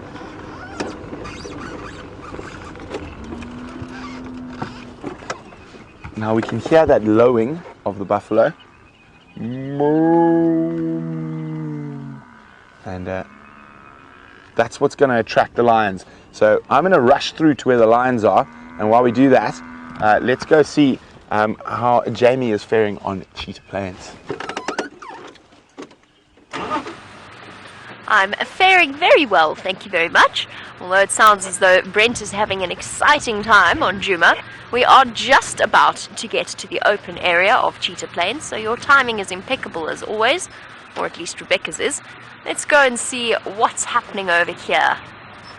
The one nice thing about having the rain is that the clearings now have plenty of grass, and the animals feel quite comfortable about wandering around them, since it's nice and open, which means that they can see dangerous things coming. And obviously the grass species are quite nutritious, they enjoy the grasses here, and I say that there's nothing on the Cheetah Plains clearings. Must be the wind and the miserable weather. Well, there's a goose. It's a good start. 2 geese. No. We're going to see cheetah. I just have a feeling. Let's stop for a moment and have a look at our pair of Egyptian geese that have decided to make Cheetah Plains Pan their home. Oh, bye-bye. Ducking below. And there's one a little bit further to the left as well. Here we go. Waddling along. Definitely one of the most common species that we see here. I'm refusing to regret my decision to come to Cheetah Plains clearing, but I must say it is quite a chilly morning. There's a breeze blowing. It would be perfect hunting weather for cheetah, actually. A bit windy, so they can sneak up on their prey. Let's go and see if we can find some. I am determined. It's actually good, just in general, it's good big cat weather. From the Nkuhumas and the possibility of them hunting buffalo, as Brent says, they are incredible, which means even with full bellies, there's a chance they're going to go for those buffalo. Leopards will be out and about all day today.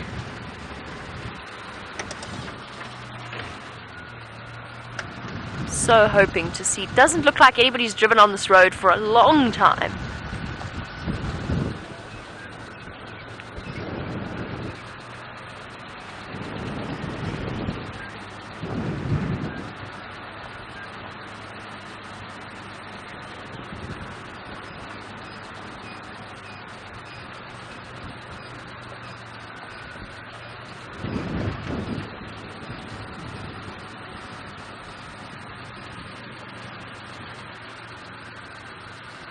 Sorry, I'm just concentrating very carefully. It's quite a tricky light to see tracks clearly. But I think let's just keep looking on our right-hand side. See what we can see. I've got the left covered, you cover the right, and let's see what we can see.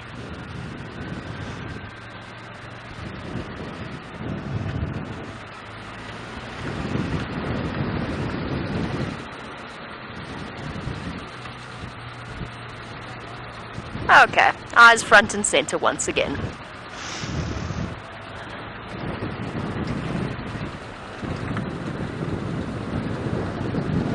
No tracks here.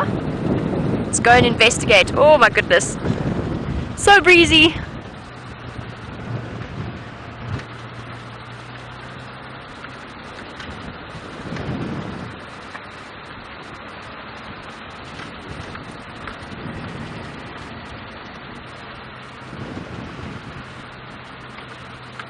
Right. The other thing I'm really hoping to see on Cheetah Plains is another hyena. I've only seen one here once. Lots of tracks, but we hardly ever get to see them, and it would be nice to learn a little bit more about the clan here. I personally don't think it's the Nkuhuma clan that extends all the way to Cheetah Plains. I think it's a different clan that probably comes in from or includes the territory around the Kruger, since Kruger National Park is about 700 meters that way. Okay, everybody keeping fingers crossed. Cheetah in the open area, perhaps some ostrich. Haven't seen ostrich in ages either. Let's see what the great open plains of Cheetah Plains have attracted.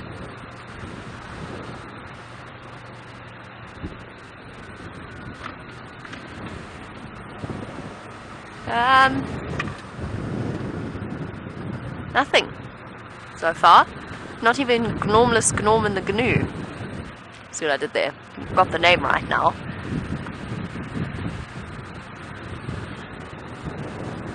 Aha! Wildebeest!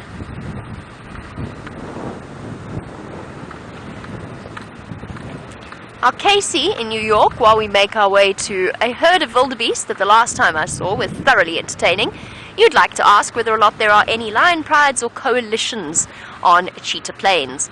So this area, Cheetah Plains generally, is mostly the home of the Styx Pride, which at the moment consists of 2 females, 2 or 5 odd month-old cubs, and new lion cubs as well that we have not yet had a chance to see. The Brimingham boys control almost just to the south of the Mala boundary. We have on occasion seen mysterious male lions here before. The Charleston males was put forward as suggestions, and apparently the Four-Ways males occasionally come up in this direction as well.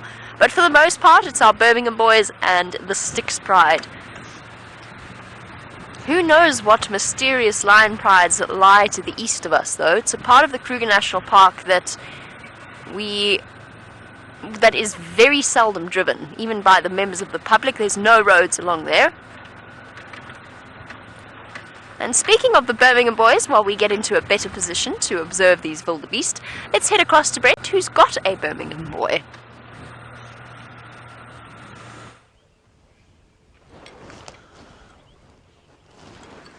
Well, we've got the Brimingham snoozing. The buffalo probably about 800 to 900 meters away, and Vim and I have made the decision to just sit here for drive. And the buffalo, the wind coming from the south, the lions probably can't hear the buffalo just yet, but they are heading generally towards where we're sitting.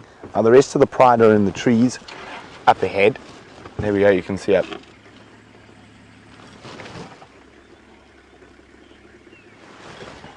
In the thickets there. Well, Birmingham's head's up again.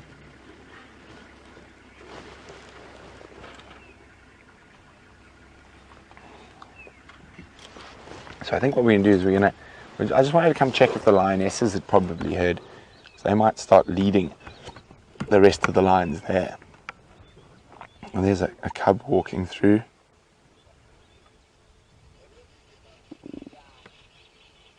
I wonder if that lion lifting her head when we're here first thing in the morning was because she could hear those buffalo from far away. Now, looking at quite a few of the lions, they definitely could eat again.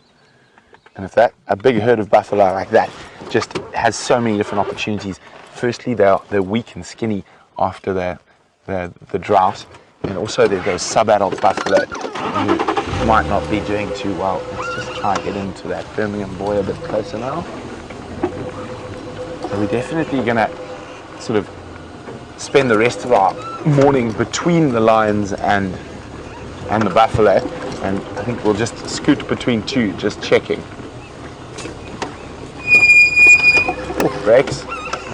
Sorry about that. That's just the dust on our disc brakes. How's that, Graham? Now, a big male lion like this is completely capable of taking down even an adult buffalo by himself.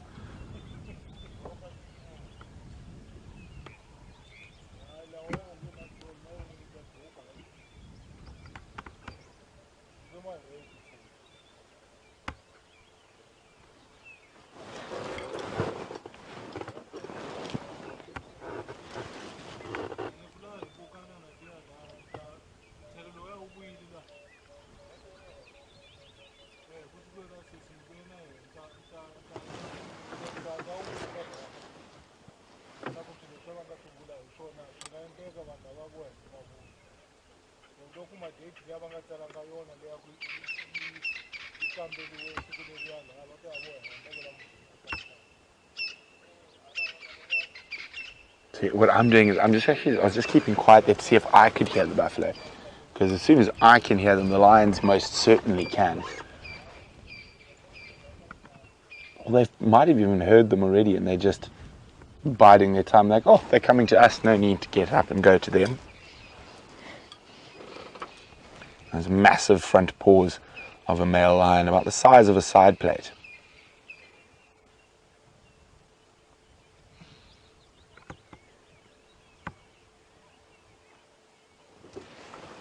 think it's going to be a very, very interesting morning.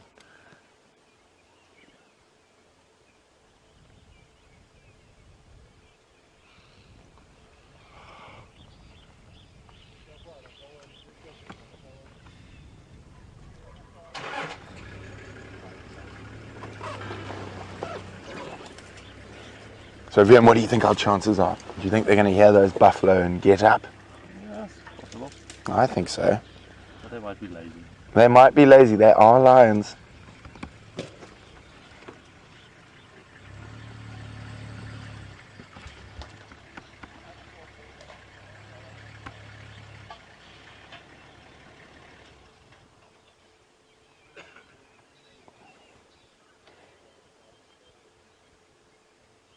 Sorry, I'm being so quiet. I keep just trying to listen for those buffalo, and but I'm pretty sure as soon as the lions can really hear those buffalo getting close, I'm 80% sure we might get some movement out of them.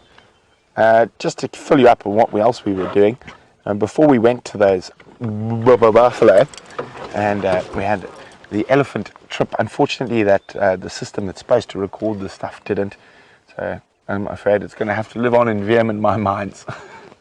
But that female leopard, we found her tracks and we tracked her, and unfortunately she moved into Sibambili, so out of our traverse area.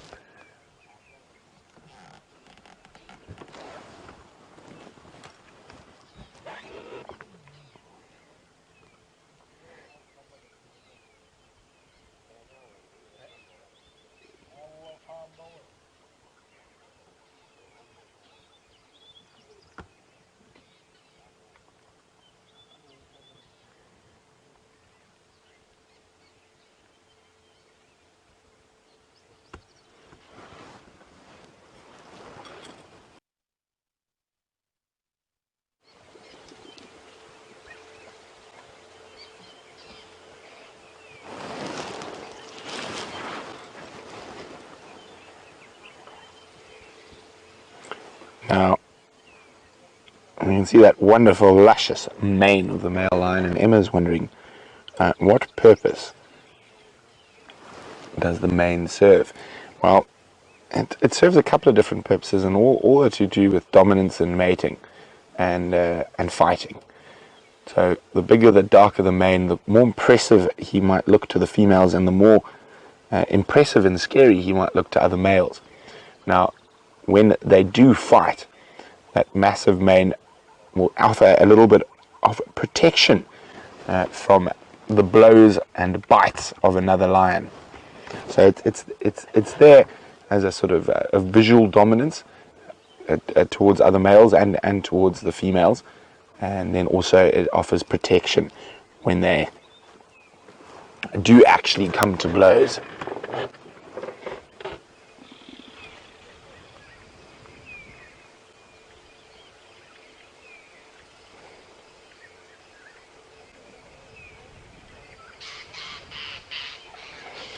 Now, while we wait patiently to see if these lions hear the buffalo, we're going to sit here. And Jamie's got an animal who's playing in the mud.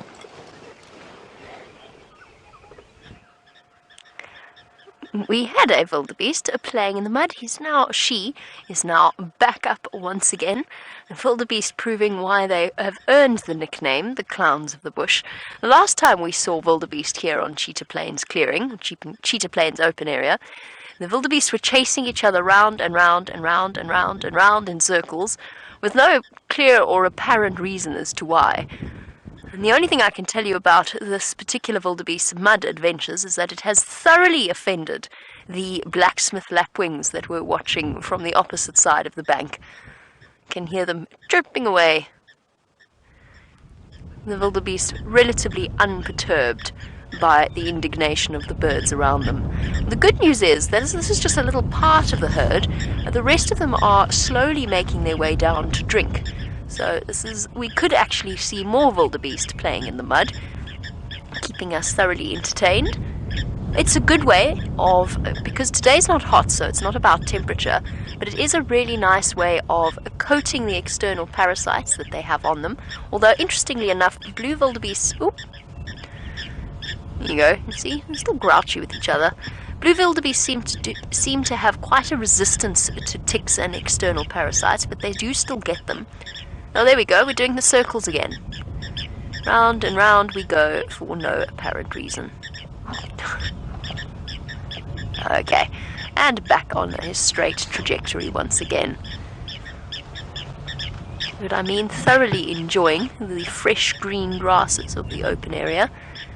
I'm just going to sit here patiently and wait, because I think the rest of the herd is going to come through to have a drink. And hopefully, as I was saying, roll in the mud as well. So the mud cakes around the hard-to-reach areas, and therefore collect some of the ticks, and then the wildebeest, or whatever particular animal is doing it, will then go up to a nice, convenient rubbing post, and have a jolly good scratch, and hopefully remove the mud and the ticks at the same time. Because wildebeest are not an animal that will allo-groom. In other words, they will not groom each other, like impala do or kudu do, which means that they are entirely self-reliant when it comes to removing external parasites.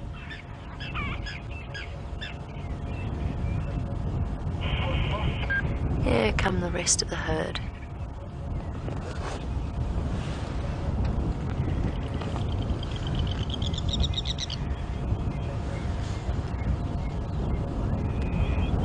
While we wait patiently for the wildebeest to start making their way in this direction, they seem to have reached a standoff. I'm just going to go and have a look at the bird life around the pan. Oh, wait, now hold on. We've got some mock mounting. Dominance display at the back. Two youngsters, full of the joys of spring and hormones, and that is very seldom a sexual advance at that age, and more all about showing dominance. So you might even find that that's two males, that were one male mounting another.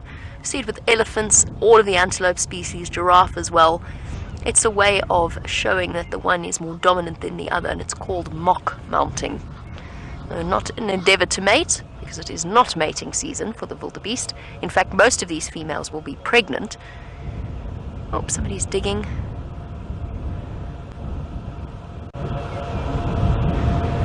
Okay, I've changed my mind about the birds. We can get back to the birds in a moment. Let's go back a little bit so we've got a view of this whole herd gathering together.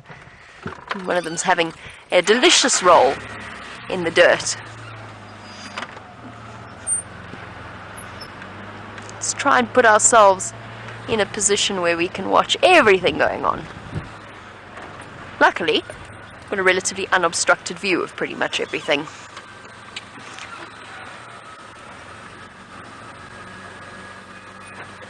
Here we go.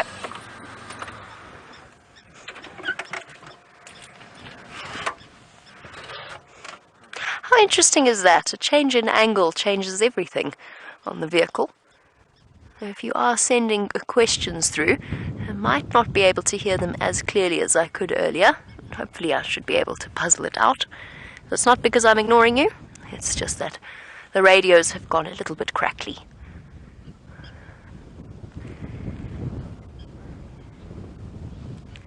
Come on, wildebeest. There's some nice water waiting for you. For those of you that have just joined the crew.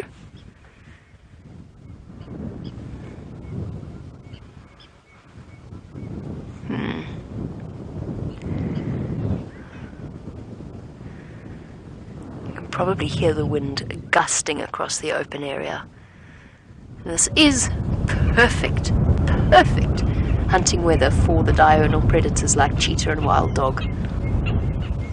A cheetah could get, if it decided to, although wildebeest have been clever in that they're keeping the open area in front of them, which is where the wind is blowing from, or to, so that they can see anything approaching downwind, and the dense vegetation behind them.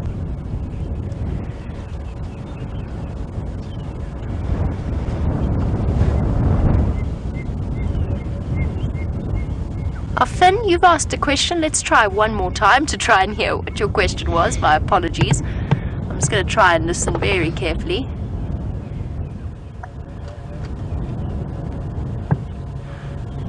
There we go. So Finn, you want us to know, will the wildebeest travel into the water, go right into the dam, or will they stick around the edge?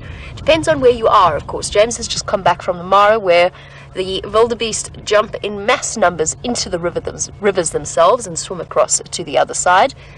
Here you very seldom see a wildebeest wade out into the middle of a waterhole. There's no reason for them to put themselves at risk of crocodiles attacking without any purpose. The chance of a crocodile attacking from the pan on the Mala boundary seems relatively slim, I think you'll all agree. A crocodile that big, or big enough to take on a wildebeest, would probably not be swimming in that pan. It is barely big enough to contain the 2 Egyptian geese currently sifting through it, but they do have a natural wariness around water, so they do go to the edge, and you'll watch them even now, even in the way that they approach that water was very, very cautious, with lots of stop-starts and carefully approaching, because they know that murky water could hide crocodiles, and perhaps don't necessarily have the concept of the size of the water body that would be required. Buffalo, on the other hand, will go, which I think might have been where your question stems from, because the buffalo go rushing into the dam because they're in such large numbers. Often members of the herds have to wander right into the middle of the water to go and drink away from the rest of the group. There's a contrast between buffalo and wildebeest. There are 2 little ones lying down there. Playtime's over. Now time to have a little rest and a little sleep. Sweet. Identical positions, reducing the surface area that's exposed to the cold wind, so that it's a little bit more comfortable, and taking the opportunity to just ruminate on life and on the balls of cud coming up from their stomachs.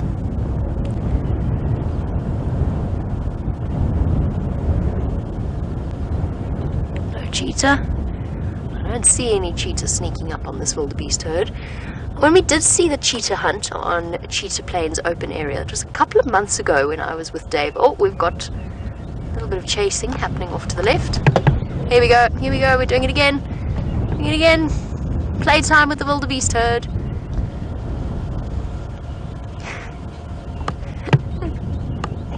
Chasing each other around. Oh yes, the last time we saw the cheetah hunt the wildebeest, the calves were much, much younger. At this point, cheetah probably, even 2 cheetah males, probably wouldn't attempt to tackle this herd. Just because wildebeest do fight back where cheetah and wild dog are concerned. That would be quite unusual. Right, ring-a-ring-a-rosy again. The 2 calves bringing up the rear, trying to see what's going on. I have no idea what this is all about. I didn't the first time I saw it, and I still don't really know. But it is very common wildebeest behavior. The reason I don't know is because nobody actually knows exactly why they do it. Probably little displays of dominance from the females within a herd. They probably do have a hierarchy to some extent. We're just not aware of the way that it works just yet. We're not totally aware of the way it works, because bear in mind the social structure of a wildebeest herd here in the Sabi Sand may well be completely different to areas like the Mara Triangle, where the herds are absolutely massive in number. This is probably one of the biggest wildebeest herds you will see in the Sabi Sand. Yay, circles again. Here we go. Oh, we're doing figures of 8. Really mixing it up this time. And done. I enjoy wildebeest. I think they're thoroughly entertaining. I mean, they're thought by some people to be quite ugly. I struggle to see that. I actually think they're quite attractive antelope in their own way. They just don't look very much like antelope. They look like cows. They look like they would be part of the cow family, but they're not. They are antelope. There's sloping shoulders built for stamina and speed. And over the next few months, if you are new to the LiveSafari experience, over the next few months, probably towards December, the pregnant cows should start to give birth, which is always an exciting thing that you could see out here. Having witnessed it once before with the wildebeest on one of our live safaris, I must say it's a truly unmatchable moment. Oh, let's head across, speaking of exciting things, to the lions. Let's see what they're up to.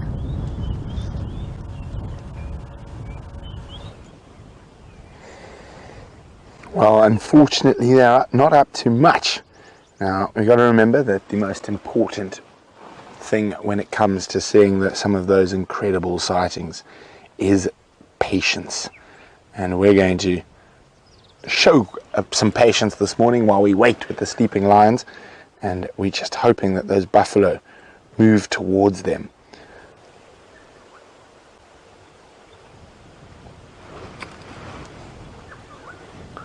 So he hasn't moved at all. He's just changed position slightly.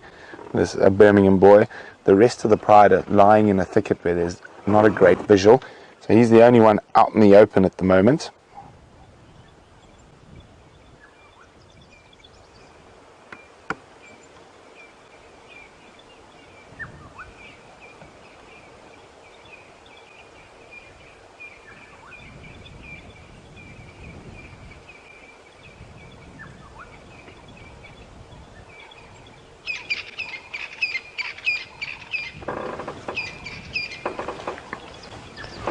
And some elephants sound like they're coming quite a bit closer.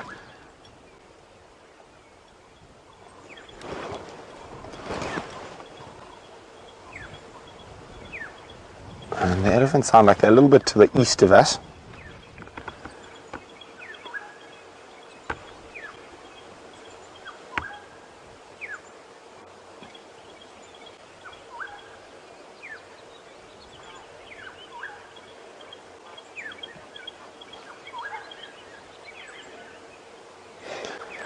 Now, of course, there are 8 little wonderful cubs with this Nkuhuma pride at the moment, and Brian is wondering, is this male a father to any of them? He could quite possibly be, Brian. It's without doing genetics, it's very difficult to establish. Now, one of the other quite strange things is that in a lot of situations, not so much in the Sabi Sands and Kruger, but in other parts of Africa, up to 50% of the cubs can actually be born to nomadic males that sneak in for some love and then disappear again quite quickly. And those are generally males that are unable to form coalitions. So what they do is they take advantage if these males are not paying attention. They'll get in there quickly, mate, move out, and they've ensured that their genetic line is going to be passed on. So it is quite a clever little evolutionary aspect with lions. Now, they don't have to fight as much for defending territory and whatnot, and quite often their genetic lines can be very, very successful. So the females do take advantage of the sneaky guys from time to time.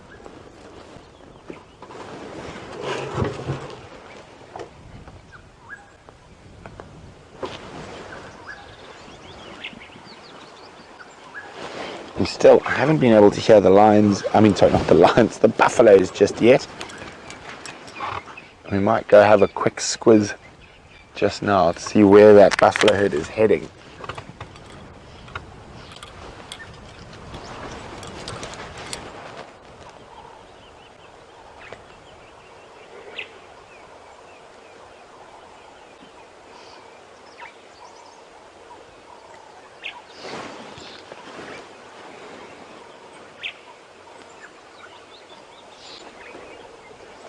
He looks very, very comfortable at the moment. Remember, hashtag Safari Live or questions@wildearth.tv. If you have any questions for us, please feel free to send them in, and we will do our best to answer them for you. Now, this morning I made a little mistake when speaking about pounds per square inch of a lion's bite. A lion is not, in fact, 900 but 600 pounds of pressure per square inch. So I do apologize. I was a bit rusty.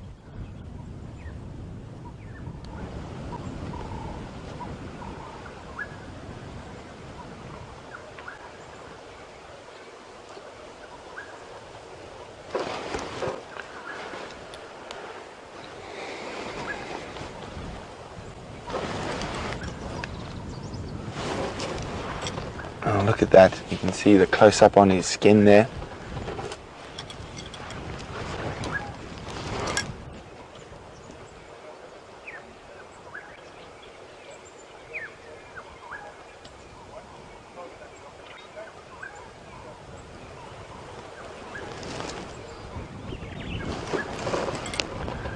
Here we can see, looks to be a bit of possible mange on his belly, but it doesn't look too bad.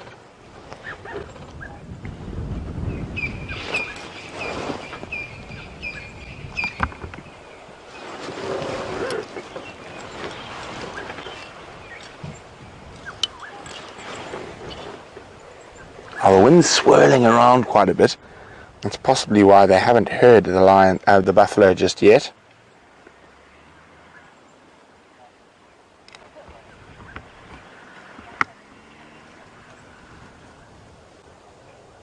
It is a cool morning, so there's always that potential that they might get moving. So final controls just let me know that there are no more buffalo at the dam camp, so they're definitely on the move. And we're hoping that they stumble this way. And it's near impossible to force them this way. You never know which way that buffalo herd might go.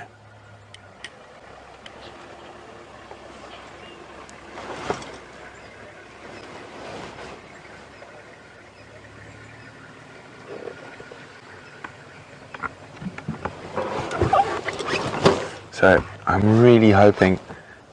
Oh, he moves now. Doesn't move an inch while we have the camera on him. Now as soon as we take it off, he moves a little bit. Just a little stretch.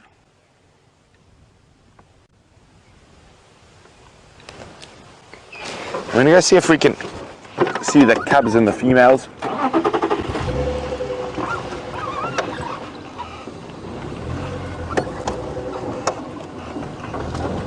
Tax.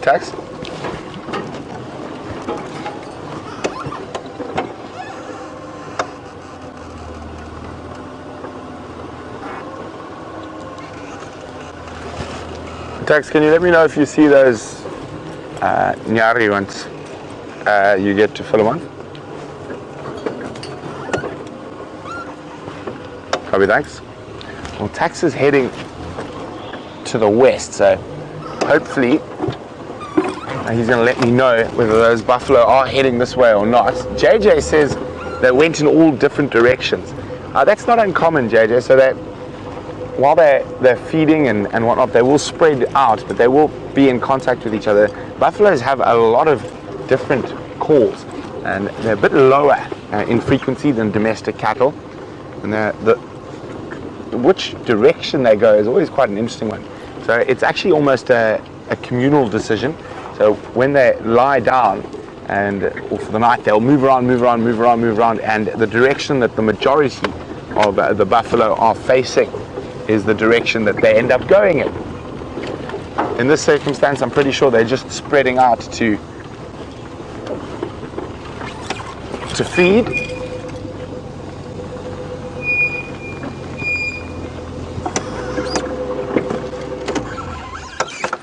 You guys don't look like you've heard of buffalo. A carpet of flat cats.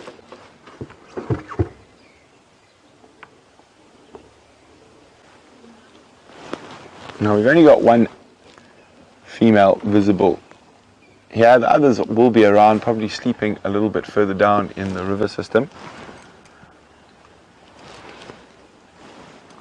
I just need to move forward a little bit to make space for another car to have a look.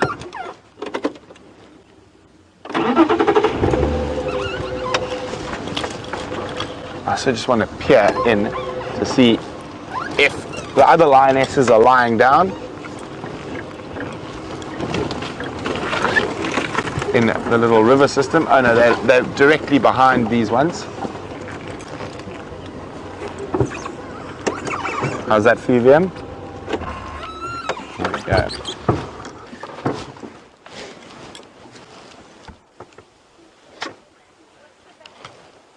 And yeah, while we sit here with the incredible Nkuhumas hoping for them to hear the buffalo and get moving, let's go to Jamie on Cheetah Plains with a death from above.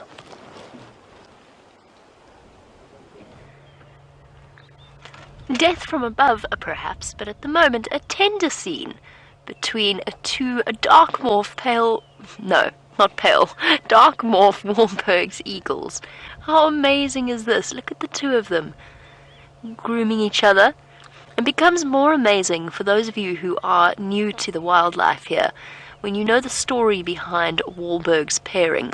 So, like all raptors, or like most raptors, Wahlberg's eagles mate for life, and they're migratory birds, which means they fly hundreds of miles every single year.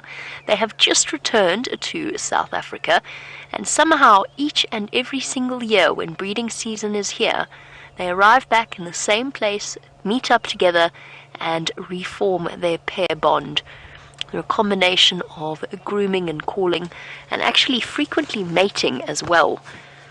It's lovely to see we've got resident pairs. We've got the two pale morph Wahlbergs on the on Nkuhuma. We've got the one dark morph and pale morph on Twin Dams, and now we've just discovered a nesting pair of dark morph Wahlbergs on Cheetah Plains.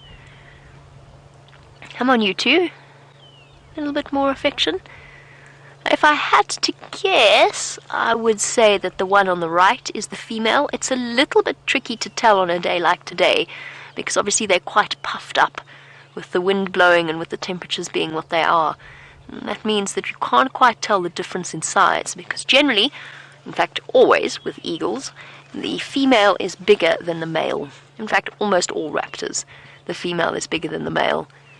A couple of interesting theories behind why that may be. One of them is that the maternal instinct is stronger than the paternal instinct, so the female needs to be bigger to protect her chicks in case the male gets his hunting instinct slightly wrong, perhaps sees these chicks and gets confused and wants to hunt them instead of feed them. But that's I still have trouble with that theory. It's very tenuous, because these birds actually make loving parents. Both the male and the female are dedicated with both incubating and feeding the chicks once they hatch. This wind's giving us a lovely view of the tiny little crest on the tops of their heads. Dark eyes, and one of the smallest of our eagle species. For those of you that are budding birders and would like to learn a bit more about how you recognize the different bird species, look, it's very difficult for you to get a sense of scale, but the dark eyes are one of the good things, one of the good indicators. Feathers all the way down to the feet tells you it's an eagle. And the little top of the little crest on the top is one of the definitive features of the Wahlberg's eagles. They've also got quite a square tail in flight, and they come in a different variety of a color variation. So I said these are dark morphs. The normal color is a tawny color, although I feel as though we see the tawnies less than we see dark and pale morphs here.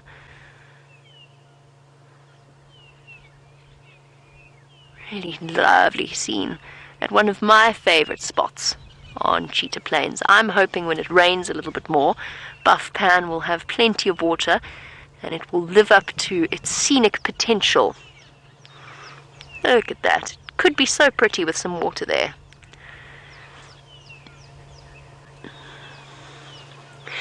Now, Jen B, you're saying, please can I confirm that when they migrate for the winter, they don't go together? As far as I know, no, they don't.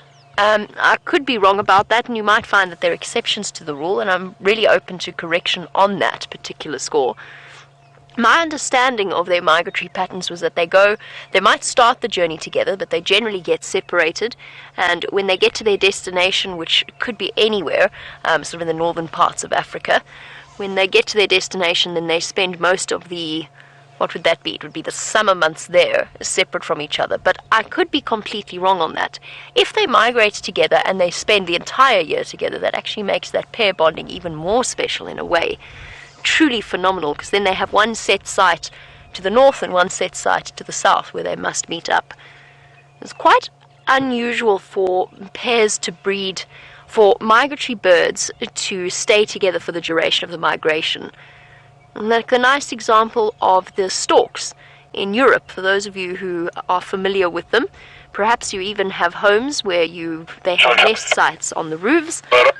Not sure where everybody comes from who's watching. Oh, bye-bye. But the white storks that arrive having migrated all the way from South Africa and from southern parts of Africa to Europe and rejoin each other there, and they nest there. I could be wrong, and I'm open to correction if there are any of you, especially those of you with Google at your fingertips. You presumably all have Google at your fingertips as you are watching on the internet. Perhaps we can double check up on whether or not, and this is a discussion that James and myself had. We sort of were both under that impression, but perhaps we are mistaken.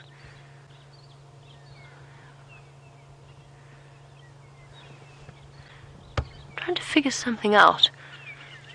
No, it's just a weird part of the tree. Never mind. Don't mind me.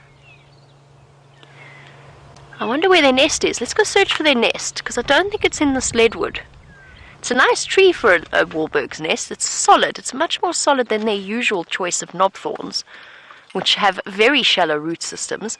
I'm hoping they have chosen perhaps the leadwood or one of the jackalberry trees around here. Let's go see if we can figure out where the actual nest is. One flew off in that direction, so perhaps back towards it.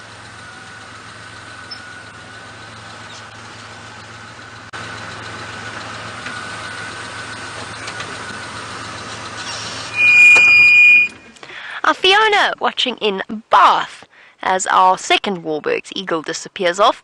You want to know how big of an animal could a Wahlberg's eagle catch? Very good question. I would say probably the limit would be a scrub hare.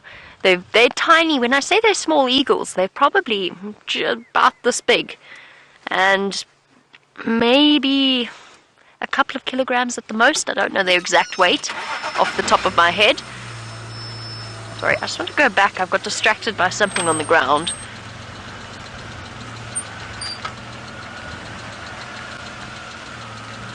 It's old, though.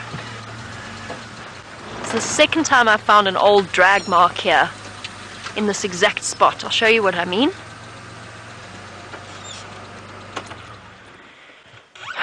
Sorry. Fiona, I'll get back to you in 1 second about the biggest animal that they could catch. That doesn't look fresh to me, unfortunately. There's very few people that drive along here, and we tend to be amongst the few of them. This was probably a leopard kill. Could be a hyena. It could be because there's lots of hyena tracks around here. Might also explain why it's the second drag mark I found in this exact spot. Could be hyenas dragging food back to the den. That is possible. The sticks have made lots of kills to the north of us on Nkuhuma.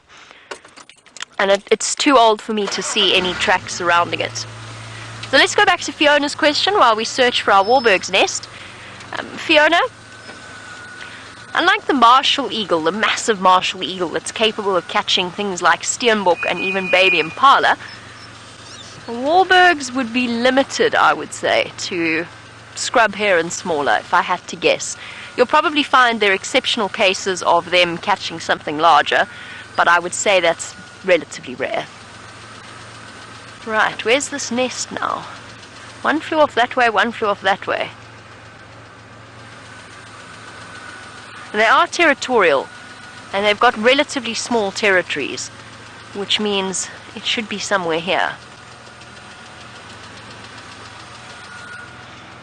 I don't see it though. We're basically looking for a messy bundle of sticks. Should we go check quickly by the solar panels? Let's do that.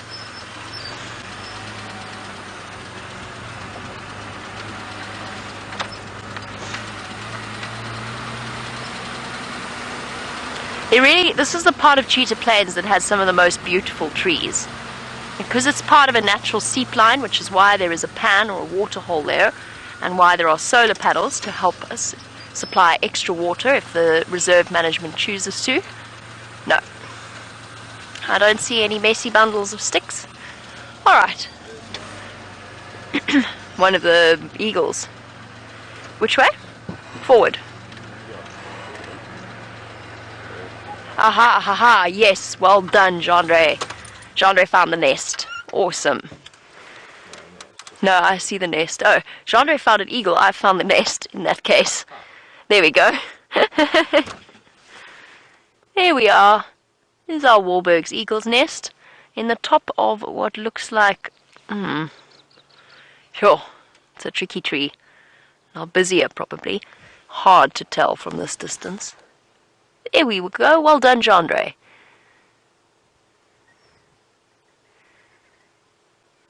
Can hear them calling to each other. Ah, nest building. Awesome. Although I think that was quite an ambitious stick to try and grab. Let's see if it tries again. They physically break off the sticks to build their nests.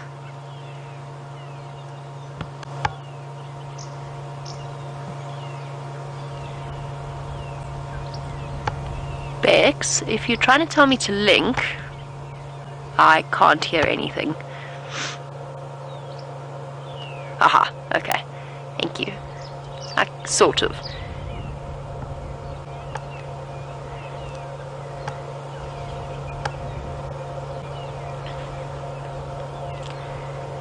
And Anna Marie says she was hoping to see the pale morph pair on Juma, but it is nice to see this dark pair. I agree with you completely. I love our pale morph Wahlbergs that were affectionately called Mr. and Mrs. Wahlbergs by James, which is difficult because now we've got so many nesting pairs of Wahlberg eagles to monitor.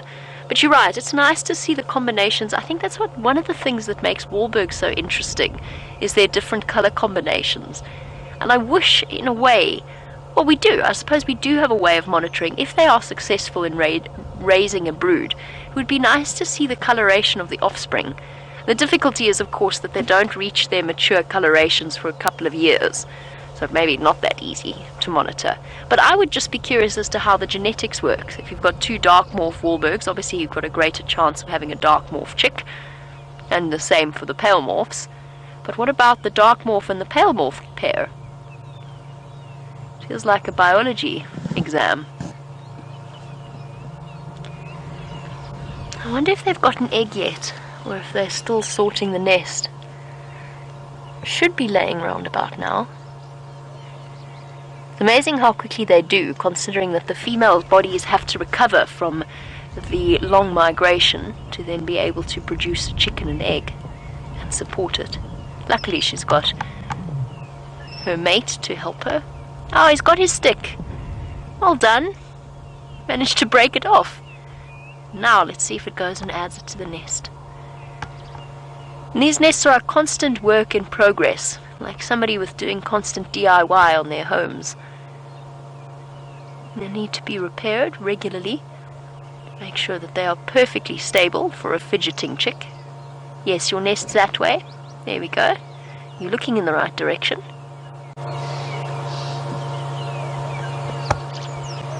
Come on.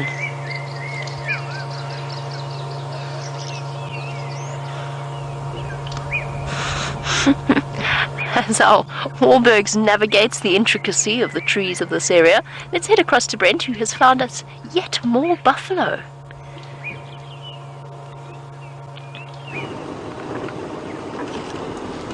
Now, apparently, there's some of the buffalo trying to chase what looks to be a single Nkuhuma lioness.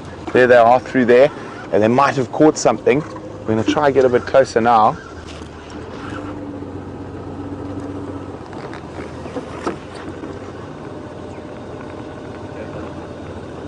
Okay, you can see her just through there. So Ephraim gave us a call saying that it looks like the buffalo were thinking about chasing the lions. Now, we don't know if there's one or two lioness in there. There are two lioness missing from the Nkuhumas. Ah, there's two lions. Now, have they caught their own buffalo? We can't see just yet.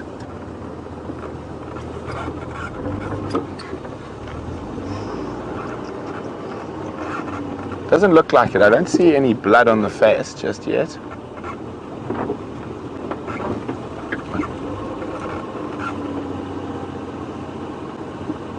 How's that, fam?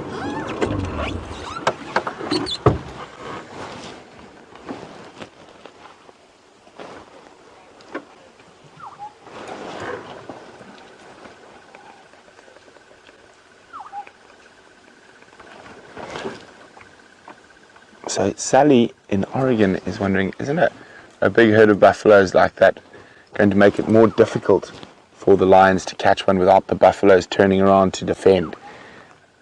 Most definitely, Sally, But it all depends. I mean, the buffalo are not in good condition after the drought.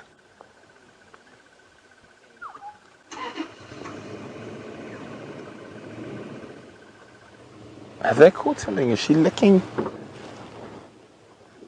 It looks like they might have actually caught something. Ah, look. Ephraim's just pointed to me. So the buffalo, obviously before we got here, buffalo chased them. They have caught another buffalo. A young buffalo. So now what was probably happened, the herd tried to save that young buffalo. And what's happened is that the buffalo have chased them off. They'll probably move back towards that buffalo shortly. Let's go.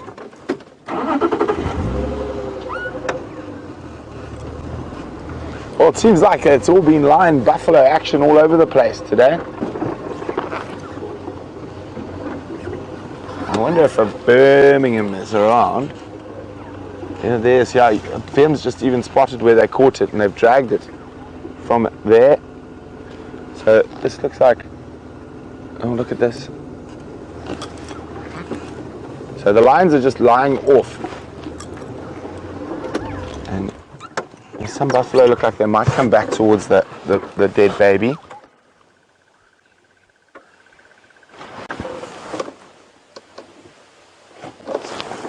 So there we go, coming back to investigate. It looks like it's a young bull.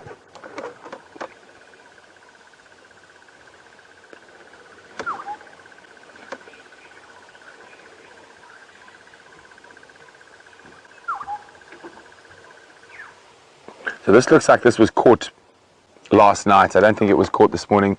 The stomach contents are already out. So what I think happened is that they've already eaten what looks to be half of it. You can't really see the back end from where we are. But what happened is they've eaten half, and this herd of buffalo just probably happened there, smelt what was going on. Oh, look at that. It's smelling where the kill took place.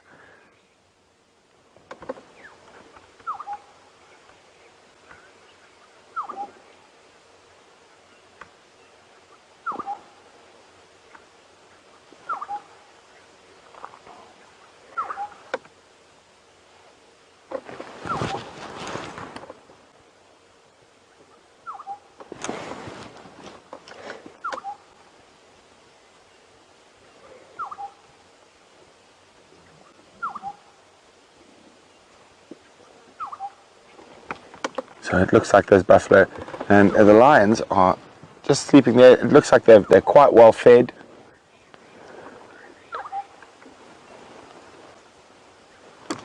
And they're going to be sleeping in the thickets, waiting for the buffalo to move off.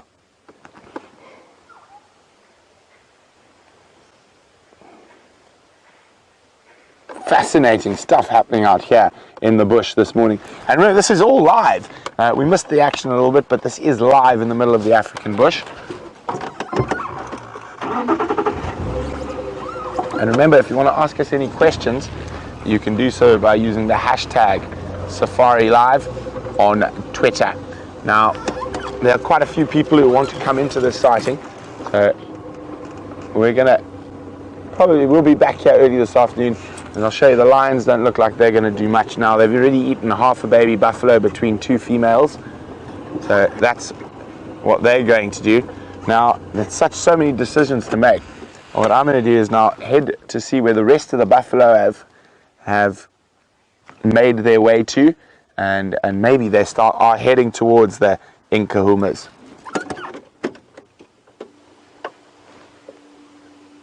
So while we make our way out, let's go back to Jamie and see how she's doing on Cheetah Plains.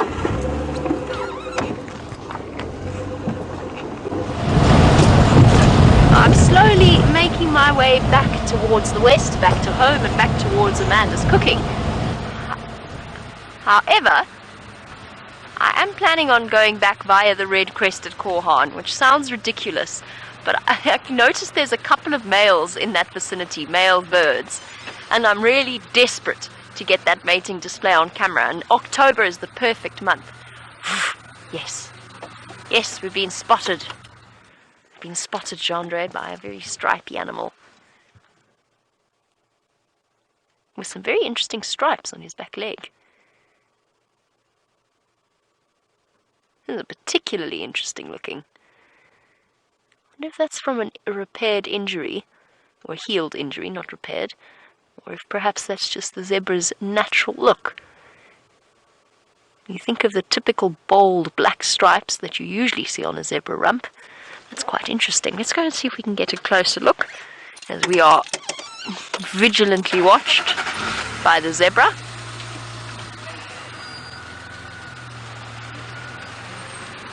Notice the zebra on cheetah plains are not all that comfortable with vehicles. And they don't run away, they just tend to move off very quickly. Luckily we've got that subtle brake squeak to accompany us whenever we stop, just to add to our stealthiness. There we go. Stallion wandering off. I think we've actually bumped into a bachelor group, or at least a bachelor pair. Judging by the other side of that zebra, those are his natural stripe patterns. Very cool. Different from the usual zebra stripe, at least the plain zebra stripe there. Stripe patterns. You try saying it 5 times fast. Stripe pattern, stripe pattern. Oh, it's actually not that difficult, never mind. I thought it was a tongue twister, but it's actually not. It's just my inability to speak. Different to the usual plain zebra stripe patterns that we often see out here. Here we go, managed it. It's like saying Gnormless Gnorman the Gnu 5 times fast. Okay, let's go back to our red-crested Korhan. It's not a sentence I ever thought I'd use, but you never know what exciting things may have transpired whilst we were away.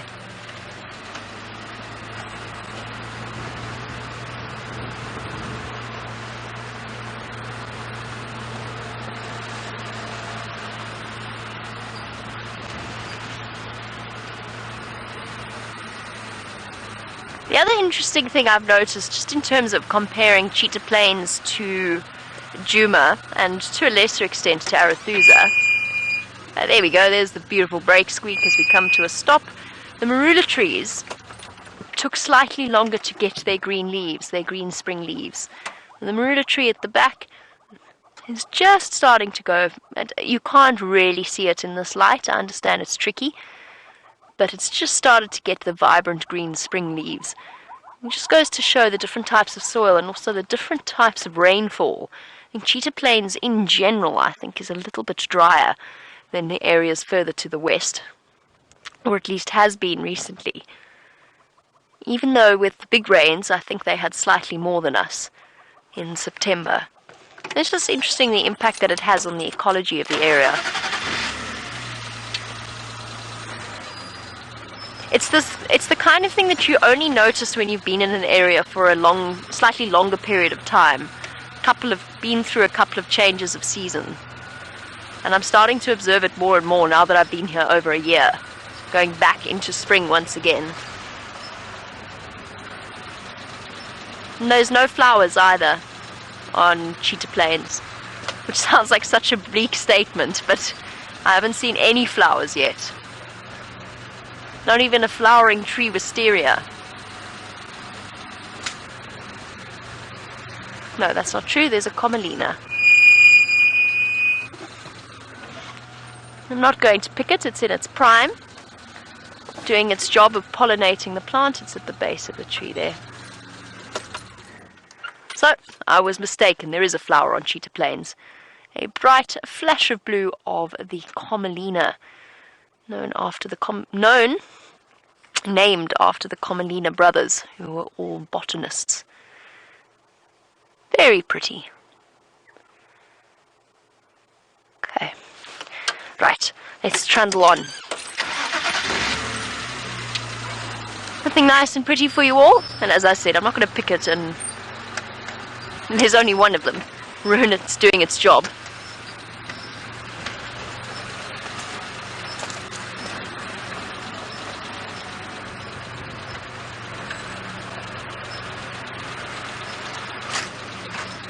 Okay, so we didn't find what we set out to find, but that's very often the case we did find some exciting things like the nesting Wahlberg's eagles and the playing wildebeest.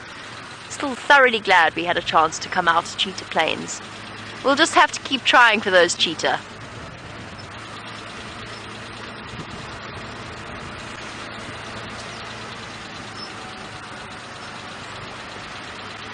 And not one single elephant. Come to think of it, haven't seen one elephant on Cheetah Plains. It's amazing how that works.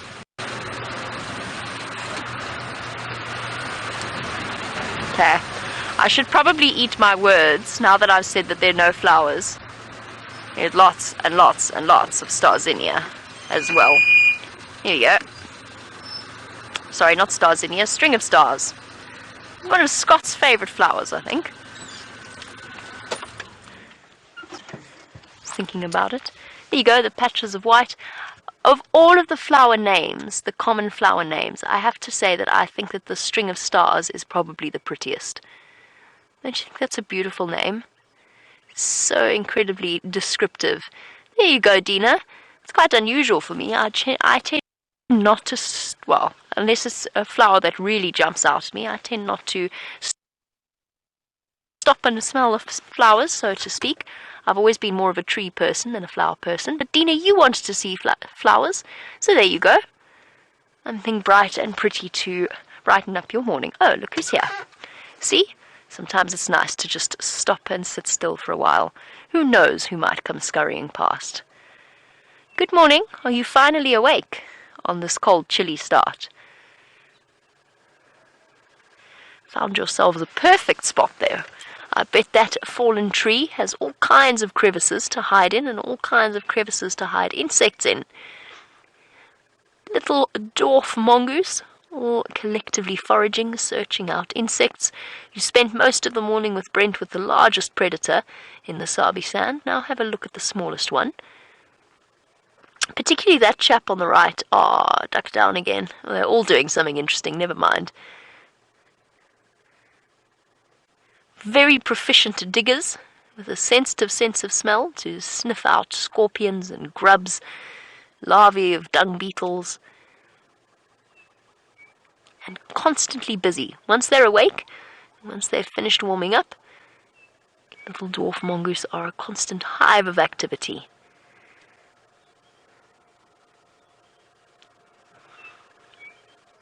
What a nice surprise.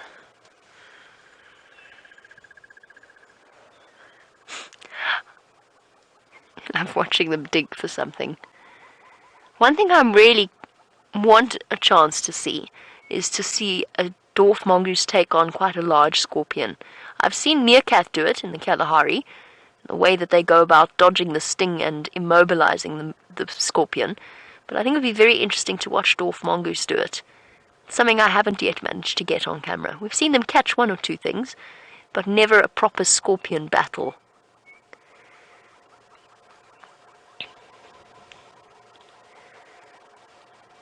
And just like that, one remaining stalwart about to dash off and disappear like the rest of its family. Oh, hold on.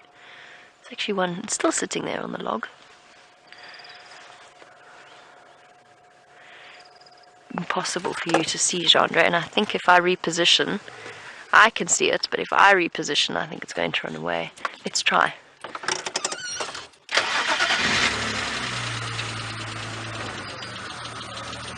No, gone. Unfortunately. Oh, it was worth a try, though. Sure. So...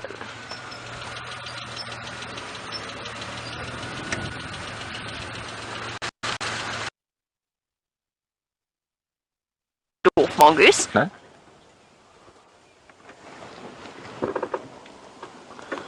Unfortunately, we are live in the bush, and sometimes we do have a bit of signal breakup. So we're with another herd of buffalo. I think it's the split herd, and we're on the road where the lions are. So I'm going to make my way towards the lions, and if they are hungry, there's no ways they can resist this. Now, from the last buffalo, let's have a look. Oopsie. I'm so concentrating and trying to spot a lion behind them.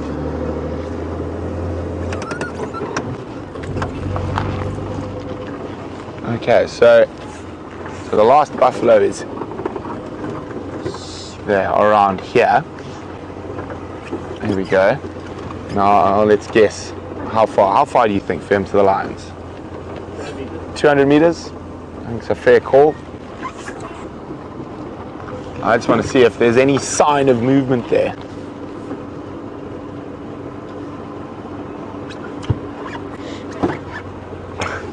Now, the African buffalo or Cape buffalo is an endemic species to Africa, and Pat is wondering, well, there's impala here, and they're looking like there's lions up on the move. We're looking this way. Well, there's a duiker. Pat, I will get to your question in a second, sorry.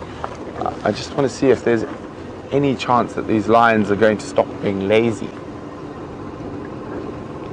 Now, Pat was asking whether the African buffalo is related to the Australian water buffalo. Well, Pat, firstly, it's actually not an Australian water buffalo. It's an Asiatic water buffalo that was introduced to Australia. So they're not indigenous to Australia at all. So they have been put there by people. They are loosely related like all bovines, but not closely related at all. We were talking a little bit about it earlier. So they've evolved to form very similar forms and fill very similar niches, but from a common ancestor many moons ago. Now I think these lions are deciding that maybe they'll save buffalo hunting for later, because the buffalo are 200 meters from them, and they have look like they have, how's that for him? Is that sticking away? They look like they have no interest in anything but snoozing.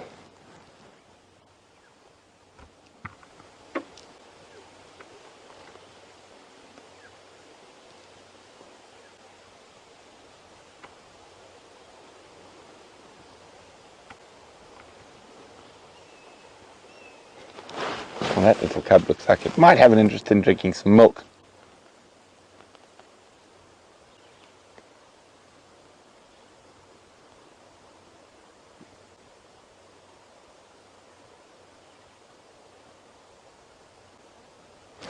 Although the wind is still not in their favor when it comes in terms of hearing those buffalo. The wind is coming from behind the lions and going towards the buffalo.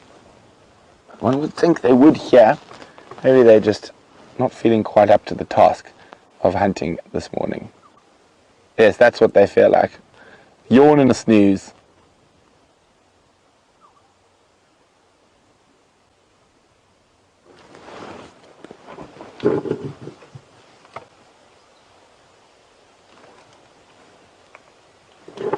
Andrew, you're breaking up very badly, but if you want to come to Nkuhuma, Mampimpa and make your way.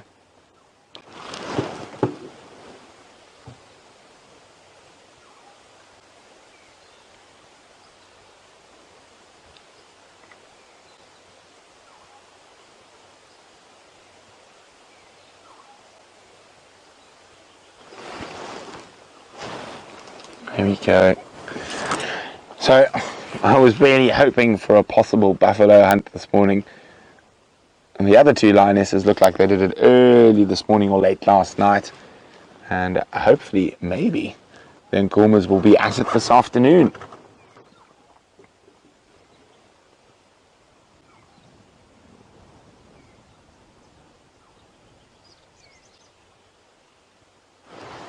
And the leopards keep avoiding us. And there are only one set of leopard tracks found on Nkuhuma today. Unfortunately, they went into Sibambili. Now, I did get an update on Karula and the cubs, and they are in Shirley's, so in what was originally Kwatila's territory, on an impala kill. Shadows and Hoffmans, and the rest of the leopards are far west in the Elephant Plains. So there's a possibility we will check again around the gates where we have those leopard tracks, and maybe she'll come back across. We think it's Inchila, the tail, who's been hanging around One Eye Pan and Sibambili.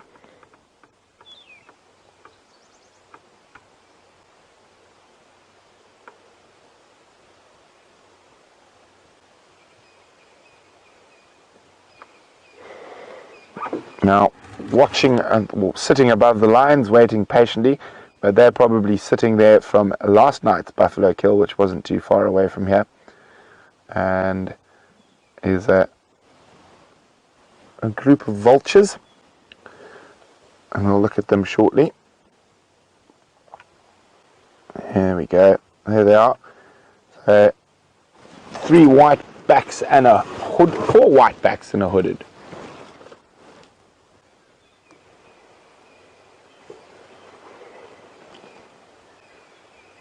I wonder if they're thinking, come on guys, there's a buffalo, there's a buffalo, there's a buffalo. Come on lions, there's a buffalo. Probably though, they're just resting in that dead knobthorn tree and waiting for it to warm up so they can catch some thermals.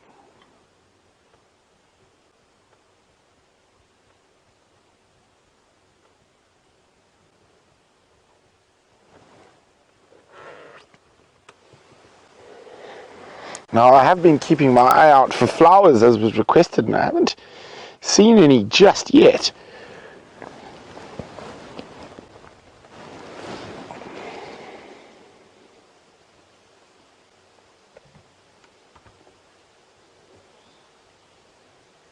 Still waiting to hear from everyone whether we are going to start the hashtag craze of hashtag incredible Nkuhuma. Let me know what you think. Hashtag Safari Live, or email questions at wildearth.tv.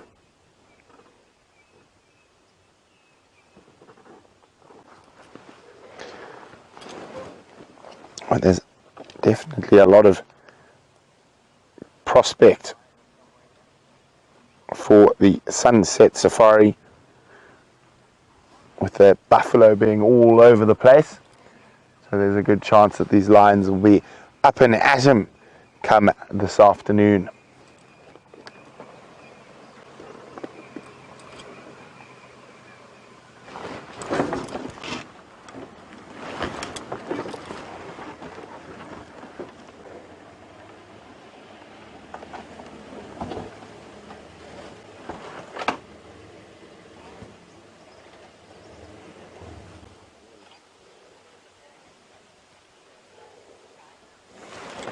So Spike is wondering, would the lionesses kill a buffalo, then intentionally not show the male and cubs?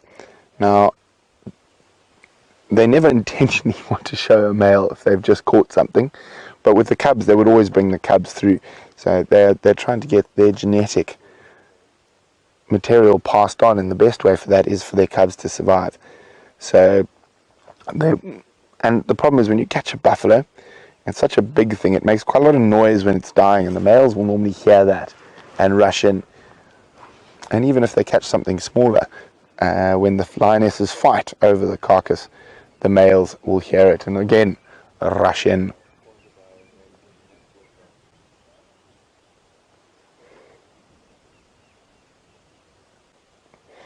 But I don't think we're going to get too much movement out of the incredible Nkuhumas this sunrise safari, and I've still got a hope that we're going to bump into a leopard. Who knows, maybe even one we haven't seen yet. Vian, wouldn't that be nice?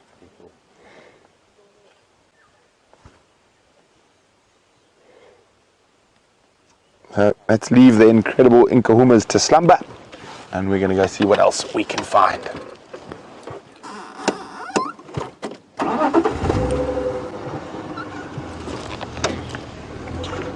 Cheers, Andrew.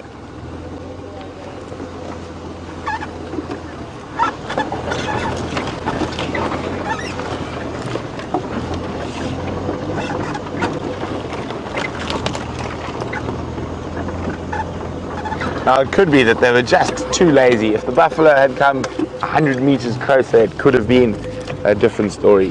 But for now, they're just too far away. But who knows, the wind might change during the day and they might smell and hear those buffalo, and that could set them off. And that's the wonderful thing about being alive out in the African bush. We literally cannot predict what is going to happen next or what's around the next corner. Although we can have an idea.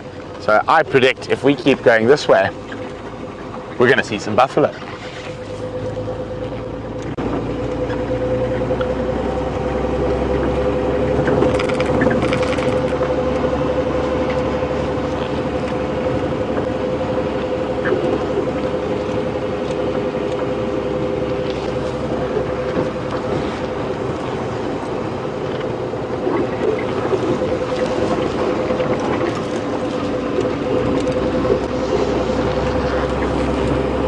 Now this is good. We've got two separate line sightings running simultaneously on Nkuhuma today, and we have 3. You see that, Fia? I'm not sure what it is or how it got there. Is that an old pump? There's an old water pump. You can just see through the bush there. There we go. So what it means is there's an old borehole there, just a borehole that's not in use. Doesn't mean there's no water in it. So what happens on these properties is you will have multiple boreholes, and obviously some boreholes are better than others, produce more water, better tasting water, or better quality of water, and only in times of drought and whatnot. Unfortunately, Nkuhuma's got such great underground water, we haven't had to change boreholes yet. So we've kept with the Philemon's dip borehole. This one's a little bit lower down, so probably find during drought it holds water for longer. See, my predictions were correct. I told you if we drove this way we would see some buffalo. Of course I'm cheating, I knew they were here. We'd just driven past them. And there we go, they look like they're starting to head to the west.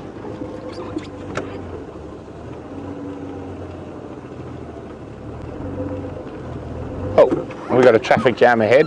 Oh no, it's decided to speed off. Got a bit of a fright. A little crested Franklin.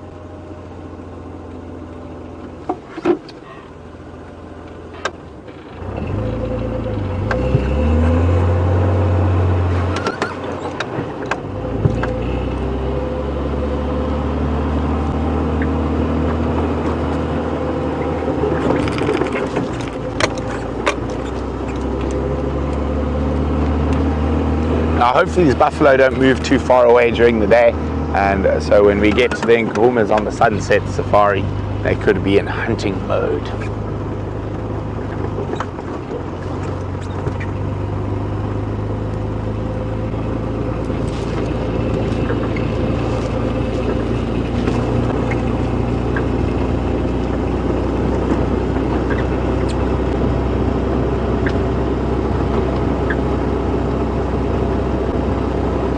Now let's go have a quick look on quarantine and see what other animals are about, and maybe there'll be some zebras or some wildebeest, you never know,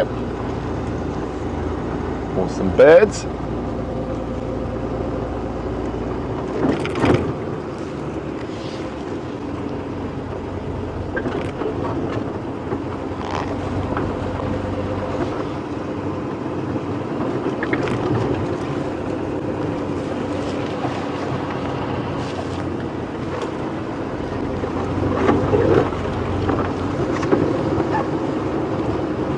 The quarantine's looking quite devoid of mammalian life at the moment.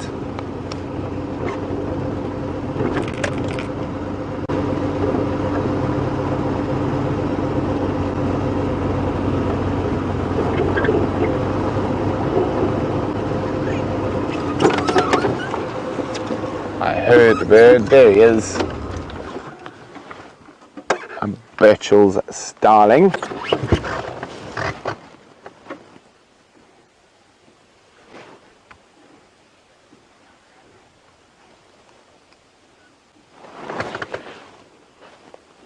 you go, Birchall starling feeding. Heidi says it's amazing how elephants just appear. There were so many in the last few days and now there were none. Oh no, they're here, Heidi. I could hear them today, but we've been focused on the lions and the buffalo today, seeing what's going to play out there. But there were quite a few elephants. I heard the guys call into the south of the reserve, as well as while we were sitting at those lions, we could hear a herd of elephants feeding in the river system a little bit further to the north of where the lions were. So the elephants are still here. We were just on a buffalo lion mission today. I just got a little bit warmer. Take off my big jacket.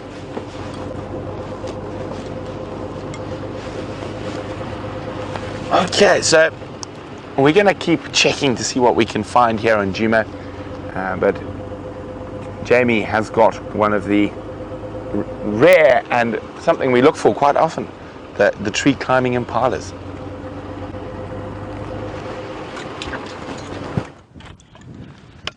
Rare and exceptionally unlucky tree climbing impala.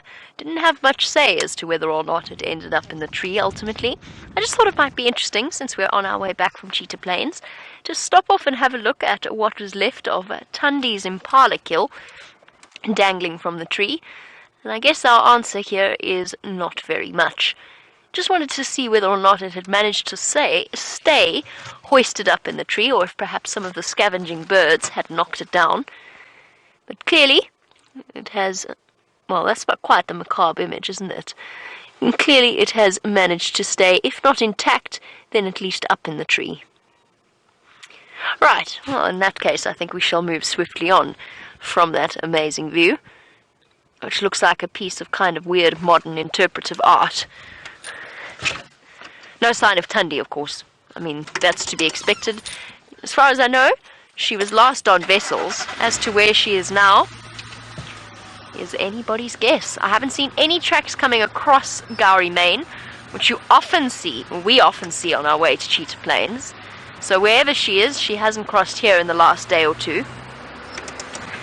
Tundi is a female leopard, by the way, if you are new to these safaris, with two gorgeous little cubs that we only briefly had a chance of seeing. Brent saw them once. I saw them as they were being chased away by baboons.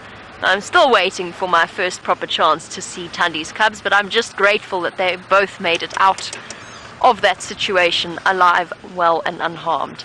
I suppose we might as well complete the theme for this morning in terms of bizarre things Jamie finds in her car, which includes hats and moths and dung beetles, and this is the prettiest one of them all. Shame. I think it's on its way out. I don't want to disturb it or hurt it in any way, but I think it has probably completed its life cycle. Look at that. Isn't it beautiful?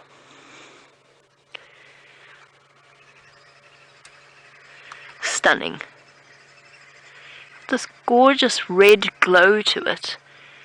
And I think you can only get if the sun hits it at exactly the right angle.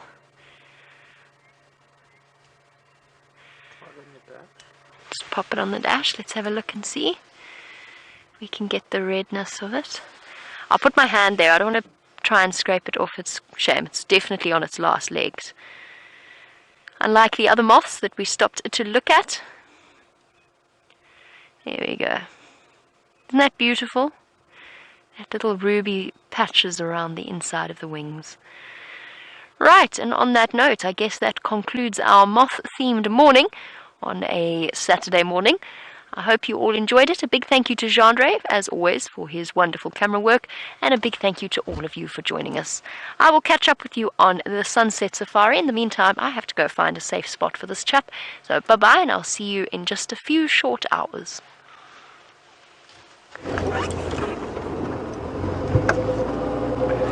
Well, it has been a very exciting safari. The lions didn't quite do exactly what we wanted them to do, but there's always the Sunset Safari. We are live, so you can never plan what's going to happen. Now, hopefully we're going to get some lion action tonight, and I think I've spotted something for the last little bit of drive that you might enjoy, sitting atop a little bush willow there. And it is a purple roller. There we go. For the birders, I know we haven't seen too many birds outside of the vultures and tawny eagles early on, and the Korans with Jamie. There we go. A little treat for the birders to end the safari. But it's been wonderful having you on the back of the vehicle. VM and I have thoroughly enjoyed multiple lion sightings, and isn't it nice? How many buffalo do you think there were, VM? 2,500. 2,500. VM says there's 2,500. I would go probably closer to 500 would be my guess. And it's incredible how those herds split. So one went up to the north, and those are the ones we saw next to the two other Nkuhumas, and the others have headed now down to the southwest. And we're hoping the rest of the Nkuhuma pride that we've been with are going to follow the ones that are going to the southwest. And as we come to the end of the safari, Catter Day so far is going well. Let's hopefully add a spotted cat or two to a Saturday Catter Day and the sunset safari. So from VM and myself, toodaloo, and see you just now.